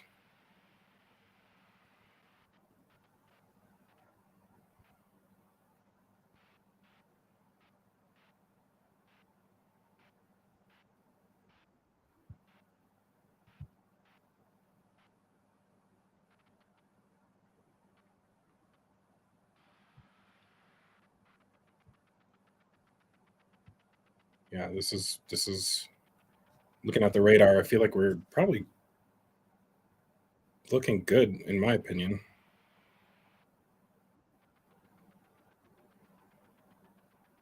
Oh, Okay, well, the small rainstorm is actually headed directly towards Starbase right now, so you can actually see it in the background on the SpaceX stream pretty well. Calm weather thoughts. Yeah.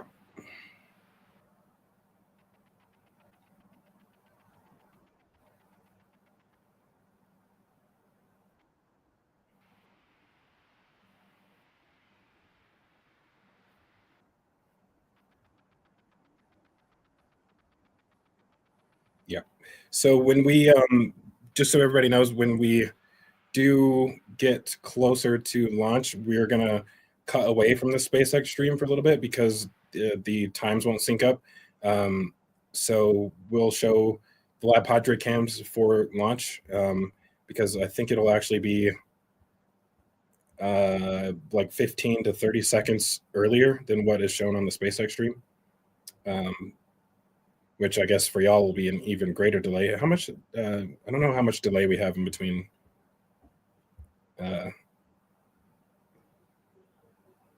On this stream.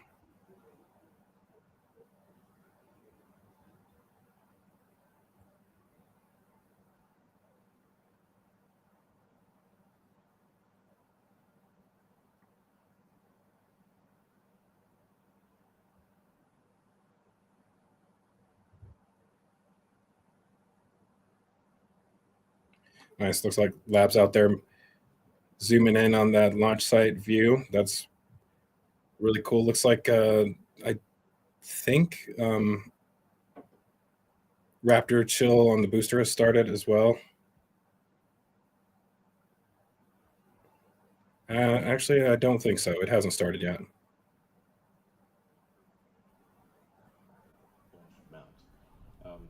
Waiting for SpaceX to cut to the super heavy engine view. That's always a good one. Yeah, that pipe around the OLM does not look frosty yet.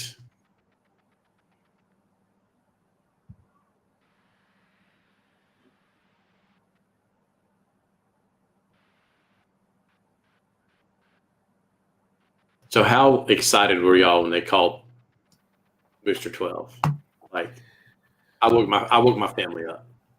Oh yeah. Yeah. I mean, woke them up. that's one of those moments where you remember exactly where you were when it happened. Woke my entire household up. I was more excited than I was able to show. I was down there filming from South Padre Island, and you know, I've always been the type of person, like, you know, I'm very conscious of audio, and one person in particular who's really good at this is Starship Gazer. So, you know, during the Ship 36 explosion, if you ever saw Starship Gazer's footage of that, he doesn't react to it at all. So you get to hear all the audio from the explosion versus almost anybody else who was covering that. They were like, oh my God, you know, and you know, you want to be able to hear all those sounds. So not reacting is really important.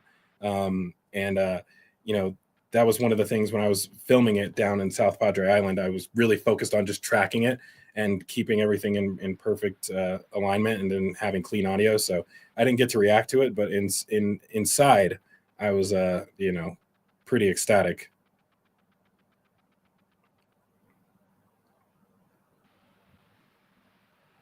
Yeah, I mean, in the time that I've been a spaceflight enthusiast, there aren't really any moments that quite compare to that, except for maybe Crew Demo 2, Crew Dragon back in 2020, and maybe SN15 also being up there. But that was incredible. Yeah, I'm sorry we're having some issues with the audio still and with that SpaceX stream. I think with, you know, most people have big servers in order to do all of this stuff with the live stream. Lucid is doing all this on his computer. So I don't know, maybe we need to get him a Mac Studio.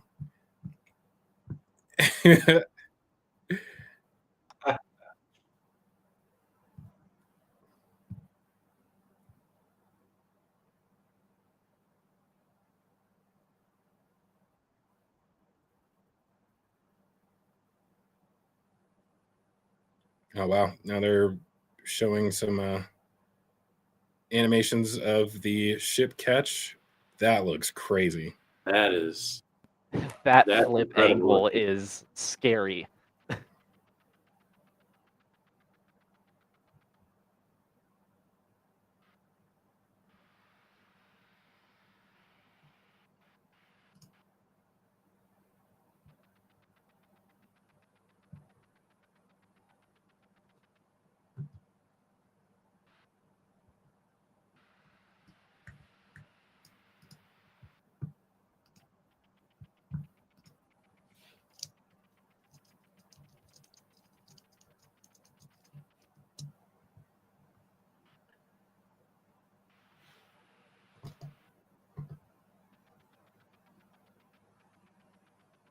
SpaceX commentator just mentioned that you can see SN15 in the Rocket Garden. No, you can't Yeah. anymore, as a matter of fact.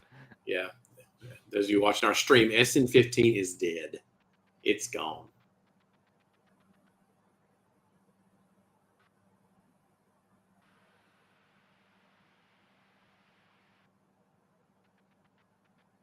They kept ship 20 instead. It's a travesty. Yeah, if it were up to me, I would have kept 15, but oh well.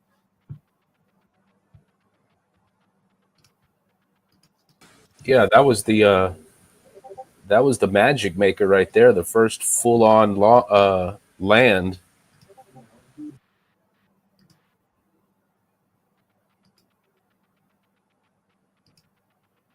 They're showing a render of orbital refilling, or they were just a second ago.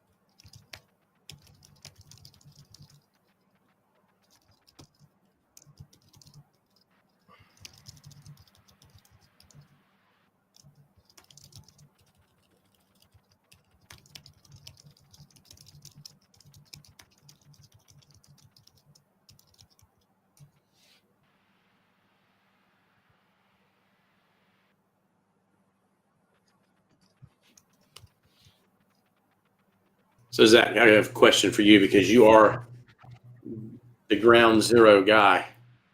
The old tank farm, how much of it do you think survives once they start using the new tower and Launch Mountain, start demolition over here? Do you think they clear up a lot of that area and repurpose it for something else? Yeah, I think that the new tank farm additions that they've made for Pad B, I think they'll end up like the pumps and all that stuff. I think they'll probably try to use those for Pad A as well once they rebuild retrofit Pad B or rebuild it essentially. And that means that all the pumps that they're using currently for Pad A, ideally they'll be able to get rid of those. And I think one of the reasons that you would want to do that is because if you do keep the tower in its current position and you have a flame trench, it would basically be going straight through the tank farm, at least the part of the tank farm that they're using currently. So ideally, you would want to clear all of that area so you can have you don't have that exhaust plume traveling straight through the tank farm. Like it already does that currently, but right now. The plume is going out in 360 degrees instead of just straight, in two different directions. So you'd have a lot more energy in that plume that's traveling through the tank farm. So I think they'll probably remove most of the stuff that's there currently. But on that note, they also did just install 2 really large methane tanks in that area. So I'm not certain that that's going to end up happening. But I do think that part of the Pad A retrofit will involve more major changes to the actual tank farm. Yeah, I kind of figured at least the LOX pump side would go away, if not more of some of those other, the high pressure stuff and things like that, that they're more or less duplicated with the new stuff. Yeah, and I mean, it is also a lot going over Highway 4, but I mean, at the same time, with Pad B, like that plume goes right over the highway as well too, like basically half of the plume. So that's going to be interesting. I would not be surprised if it causes damage to the asphalt, just the heat. Yeah, if they don't move the tower, it's going to be close to the road.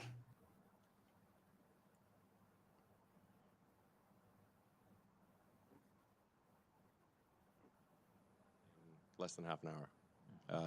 You could go LA to Tokyo in less than half an hour. You could go from New York to Singapore in half an hour. Everything's probably half an hour, basically. All right, we are under 20 minutes and counting here. Yeah, sign me up for that, please. All right, cool. Cross the Atlantic in 10 minutes, no problem. Please, yes, sign me up. You're going 25 times the speed of sound, so that's 30 times faster than a commercial aircraft. And it's a whole hell of a lot better view. Yeah, it's a hell of a view. Yeah. All right, cool. Anything else, guys? Yeah, I believe we should be into engine chill.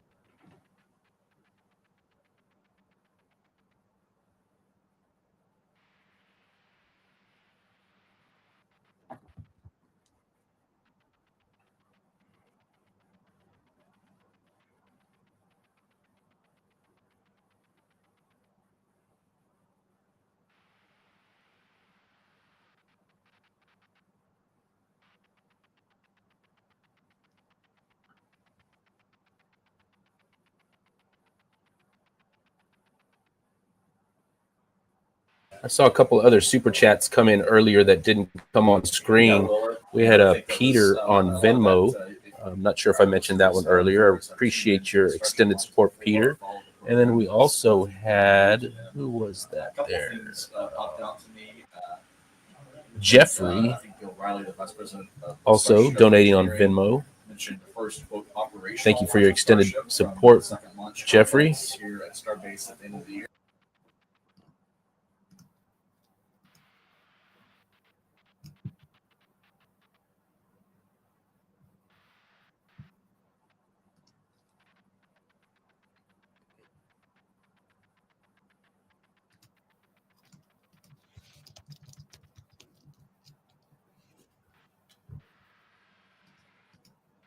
We do have a small weather station on Rover 2. We're going to try and capture what kind of temperature that we would get, but it seems to have gone offline for the moment. I do believe that it does record while it's offline, so we'll see if we can get any high reading temperatures here if we get a launch. It is some very nice footage from Flight 9. Not sure if have we seen that in that high definition before?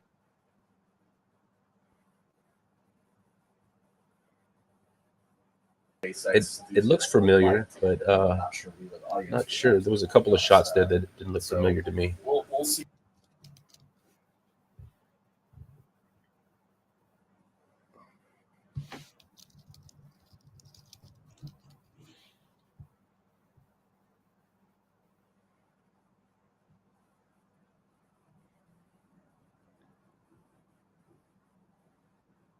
So we are 15 minutes out currently.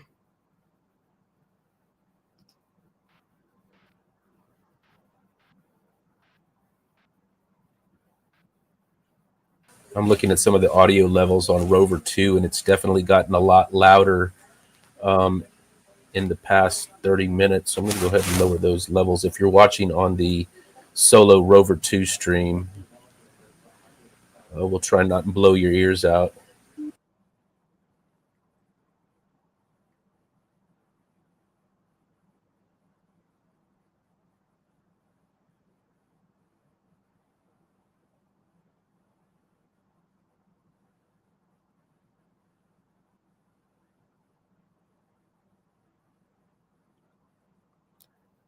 Looks like they're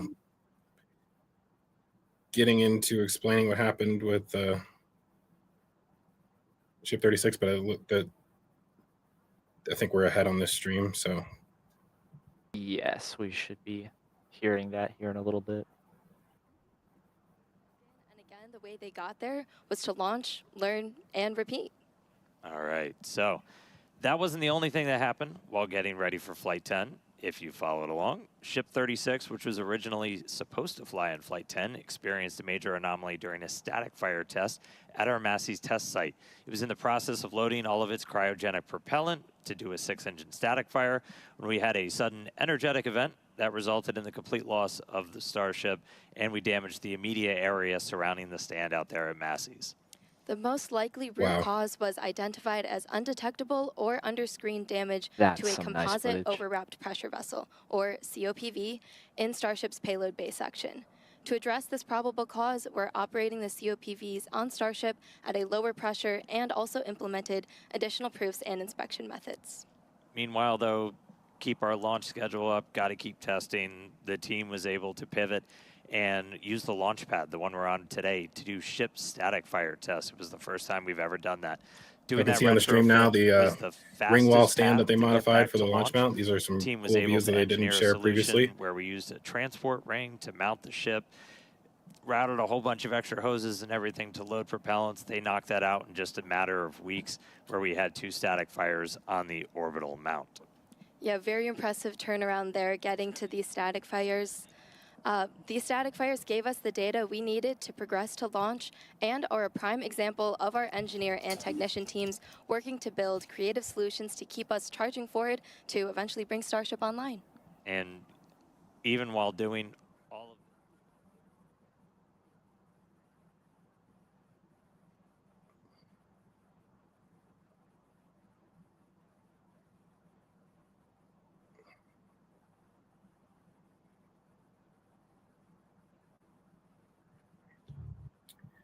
Alrighty, 13 minutes out.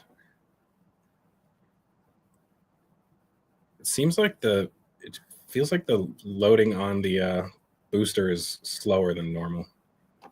Specifically the LOX tank. I'm surprised it's not more filled.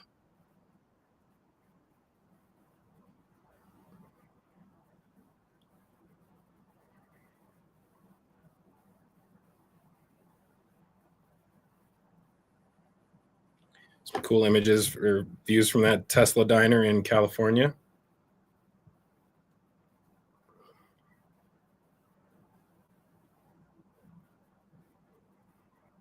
Here in Hawthorne. Hi everyone, my name is Tyler Lionquist and I'm a Starlink business analyst here at SpaceX. Starlink is SpaceX's low Earth orbit high-speed internet that's bringing connectivity to places where you least expect it, Now we including in space. did For today's mission, Starship mess with the delay a little bit, so hopefully that fixed things and got it a little bit closer to the actual countdown clock. I think they're only about like 10 seconds off right now, so.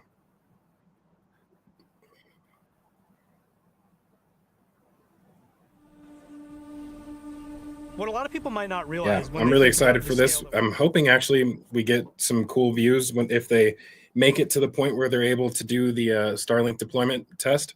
You know, some folks were hoping that maybe they would have some cameras on the Starlinks that would be looking back at the ship, but the chances of that I think are unlikely. I think these are mostly just dummy.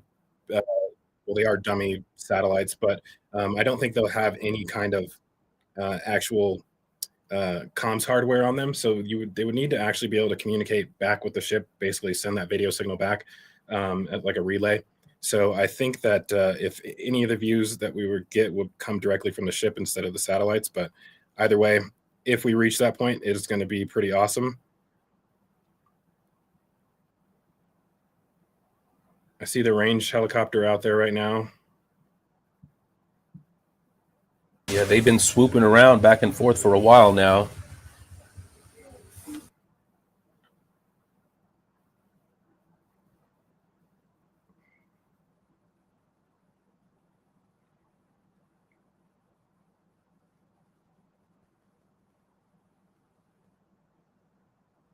Getting real now. Coming up on 10 minutes.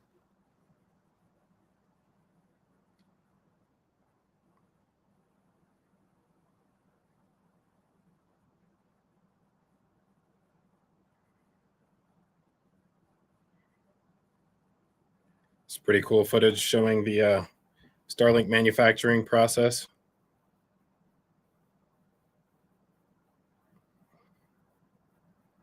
scale of that factory that they've got is just insane. Yeah. So the argon thrusters.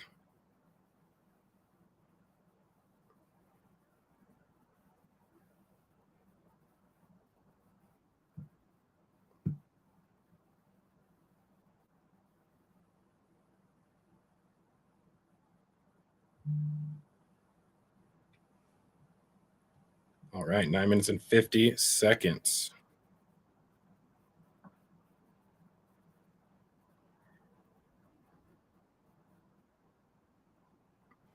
Again, just a reminder to everybody, there is the 40-second hold that happens.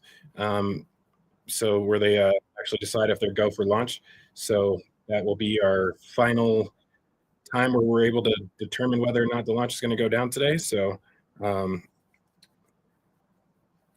hopefully, fingers crossed, everything goes well when we get there. Wow, these are really cool views of renders for Starlink deployment on V3 ships. Yeah, that's a new render, Actually, I believe. V2. Is this a V2 ship? That's a V3 ship, I think. Wow. See, that's a camera view that I think a lot of people would love to see. Riding on one of the Starlinks.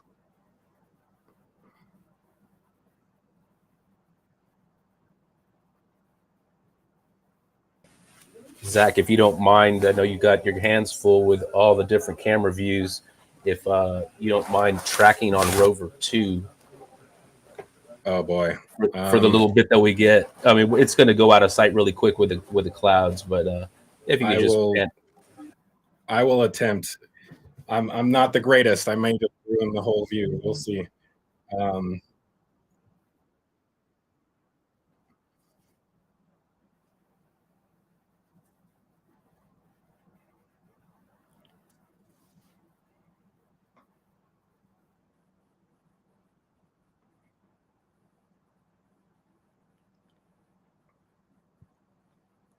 Let's see. I'm gonna make an attempt here. We'll see if we can pull it off.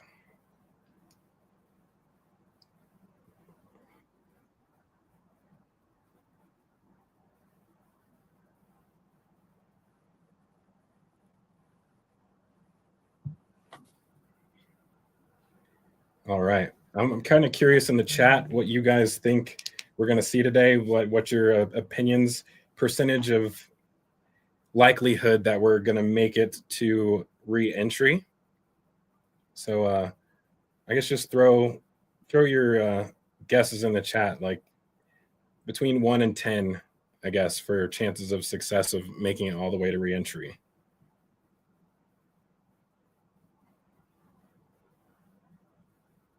I'm going to say we're going to hit re-entry.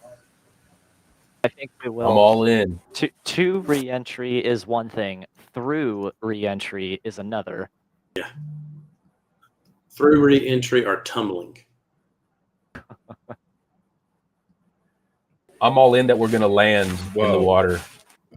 Hold on. They just said during the live stream that the ships are going to land. When they land on Mars, they're going to land right on the skirt with no legs.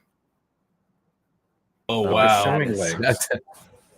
That's interesting.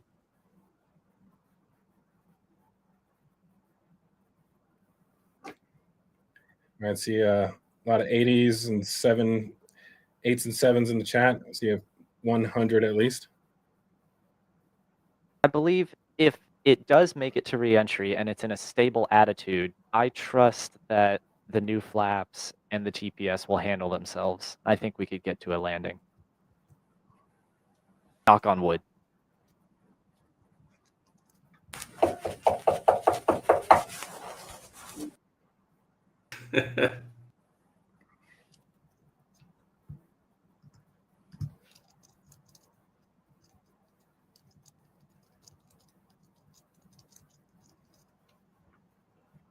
All right, guys, I am going to dip out of here right now.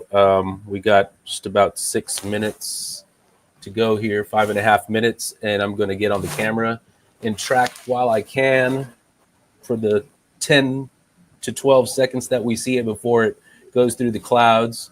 So Good luck, SpaceX, and we'll see you on the other side. All right, Lab, have fun, bud. Always, always.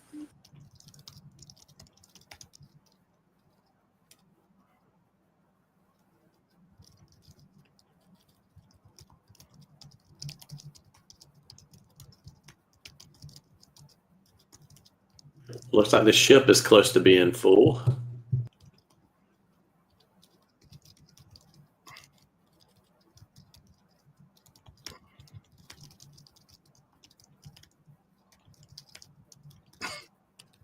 Be very interesting to see if they hold at 40 seconds for weather.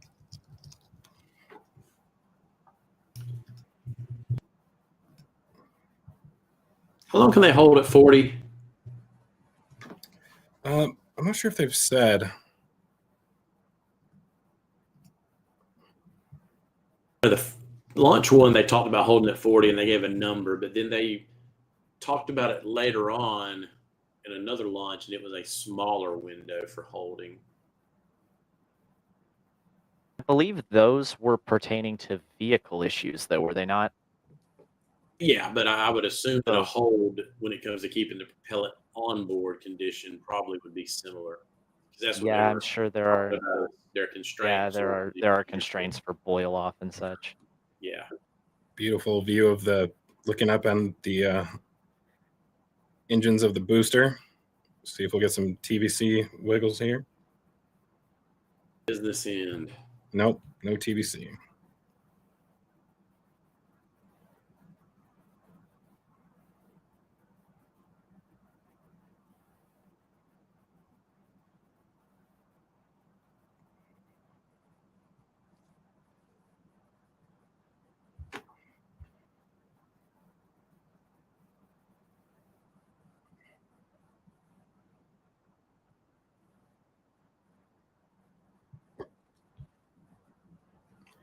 Yeah, we're gonna if they do hold at T-minus 40, we're probably just gonna take our clock down just to not confuse people.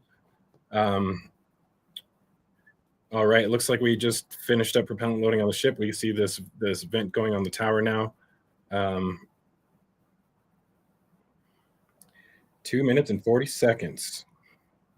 That's kind of the major watch item. You'll see a big splash under the launch mount, and if we see that go and then you hear a hold, that would mean that we're done for the day. But not.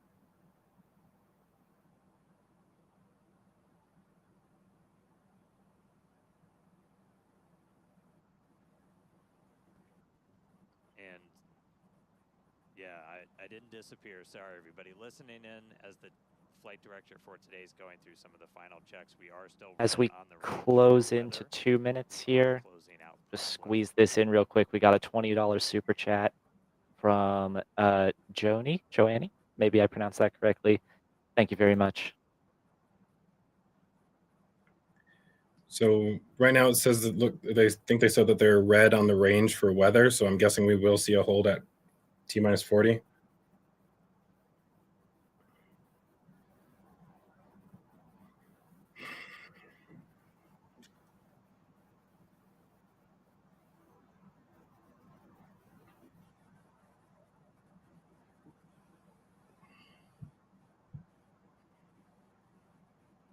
Oh, now we got some TVC.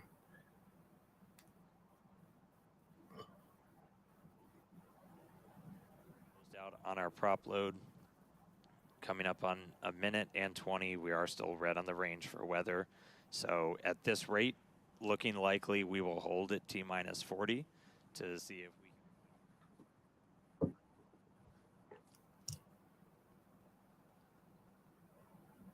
All right, so yeah, they are definitely expecting a hold at T-minus 40, it looks like.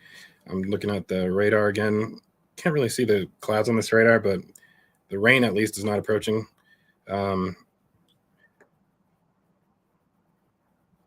So we definitely will have a hold at T-minus 40.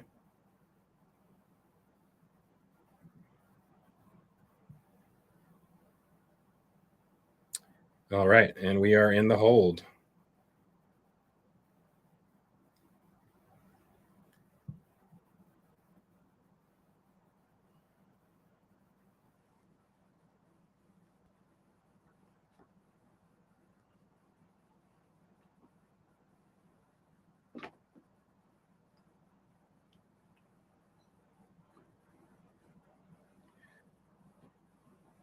So they have mentioned that they're able to hold at least till the end of the window.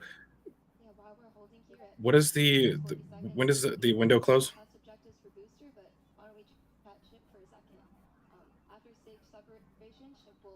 Well, I believe so. I believe it's 30 more minutes. So yeah, we have 30 minutes of hold time available.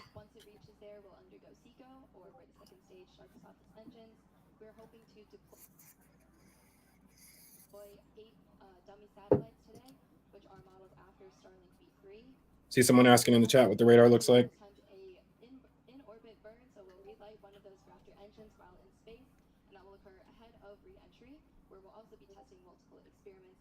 It's not too bad. It almost looks like there's like something preventing rain clouds from entering Starbase. So it looks good, but again, I can't see clouds on this. So we did just get a quick update. So range is fully green. Weather is still red. So we are still tracking the detached window rule, which essentially there's an anvil cloud that's too close to our launch site, and it needs to move further away. Until it moves further away, we can't lift off. So we are expecting an update in a couple of seconds potentially. So they're still waiting to find out whether or not they're going to be able to clear this hold. And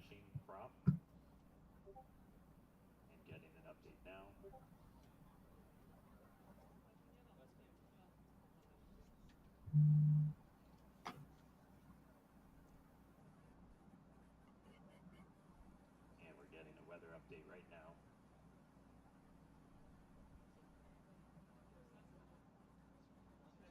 Team's looking at it again. We're just tracking this anvil roll still. It's our only blocker today. Range is green, vehicle is green. Weather is currently red.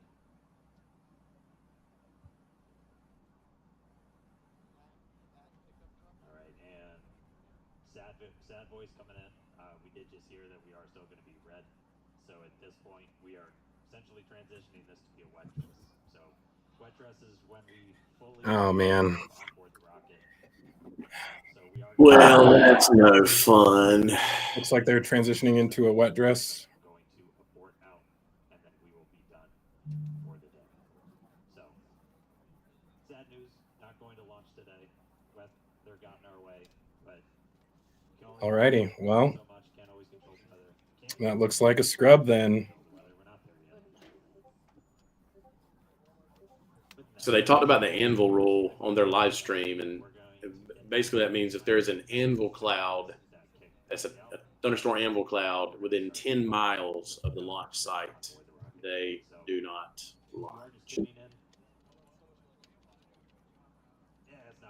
So Stephen earlier was talking about the rules there versus the Cape, and so that would kind of give us the answer that they have similar rules as NASA. Yeah, still learning something. We were able to fix the issue that kind of bit us yesterday, where we had a leaky hose that was feeding liquid oxygen into the ship, but we were able to fix that, but weather got us today. So no launch today. We do have a phenomenal logistics. So that is an official scrub for the day. Everything. We don't have to refill all the water tanks because we didn't fire off the deflector, but we'll have to reload the prop. So very good chance that we can try again tomorrow. We'll obviously update everybody online. Alrighty. So full load, what do you think? Probably Wednesday now? You think can get enough stuff in to try to attempt again tomorrow? I imagine that as soon as the road opens, they're going to have a line of cryo tankers waiting to offload. So maybe that recycle won't. I think the recycle time will be fine. It's more going to depend on the weather. Yeah, they have done 24-hour recycles after a full load in the past, I believe. So. Also, I mean, it's not like the fuel on the ship and booster just get thrown away anyway. So. Yeah, I mean, it looks like there's still chances of rain all day tomorrow and Wednesday. And honestly, Thursday and Friday look like the best days as far as weather goes. But I'm hoping that we don't end up having a repeat if they attempt tomorrow and end up having issues again. Yeah. I guess there will be a round 3. They lose a fair amount of propellant, especially liquid oxygen and nitrogen during the chill down and refuel, and they don't have the ability to put oxygen into the fuel farm. I believe somebody brought that up. I do think Flight 1 did scrub twice, correct? If I'm remembering that correctly. This would not be the first time, but it's certainly been a while. Did not fully fuel yesterday, so they did not. I thought it was 1, but maybe it was 2. Sunday attempt is they were fueling after the. Now we just have watch. So for that, the bus is here. Thank you everybody for coming to Rocket Ranch. I know for a fact Flight 1 had that one scrub like a few days before the actual attempt. When they got all the way down to 40 seconds and ended up scrubbing there, but I seem to remember there being another one. Could be wrong though. So I may not be remembering correctly, but I think Flight 1 had a purpose wet dress rehearsal, and that's what maybe we remember as a scrub. And then 2 days later, it launched and launched without, obviously launched with problems, but launched without a scrub and just a slight hold. Yeah, could have been that. Flight 1's actually scrubbing. Flight 2 scrubbed. I remember Flight 2 had the whole fiasco with the hot stage ring, where they destacked and restacked it like 8 or 9 times. I know it did. Flight 1 did. Flight 1 did scrub on April 17th. It had a technical scrub.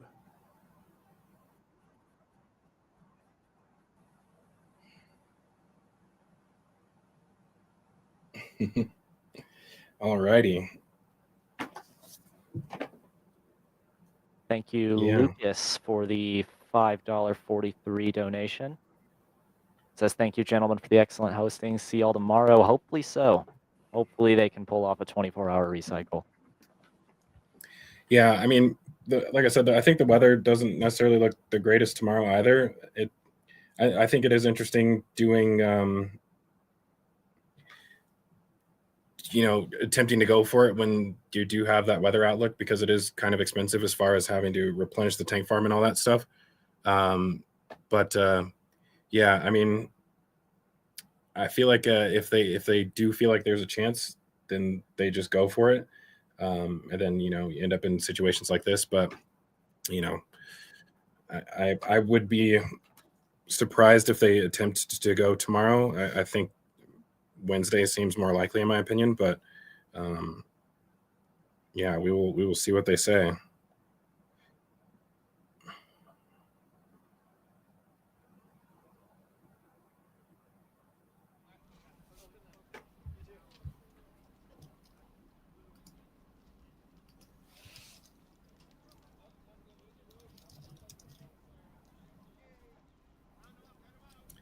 Yeah, I guess with that, considering we're going to have to be back here either tomorrow or the next day, we will go ahead and sign off here. Want to definitely thank everybody for all of your donations today. Really appreciate your generosity in supporting us. Yeah, we definitely appreciate all of your support. And, I'm hoping that the next time we're here, we'll be green all around and we'll actually be able to see this flight happen.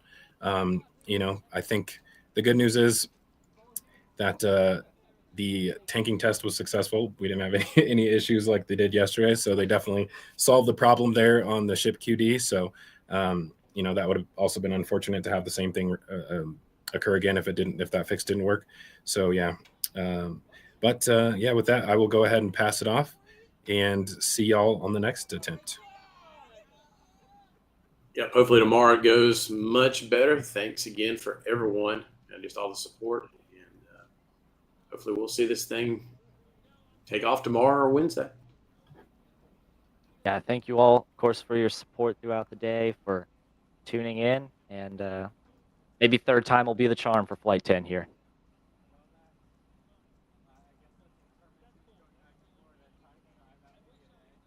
Lab, do you want to sign us off? You got. Oh, I think his audio's not coming through correctly. He's gonna give us the good old wave. All right. Well, in that case, the sign language sign off. I'll take care of it for us then. All right, y'all. We'll see you all next time. Thanks for tuning in with us, and have a good evening.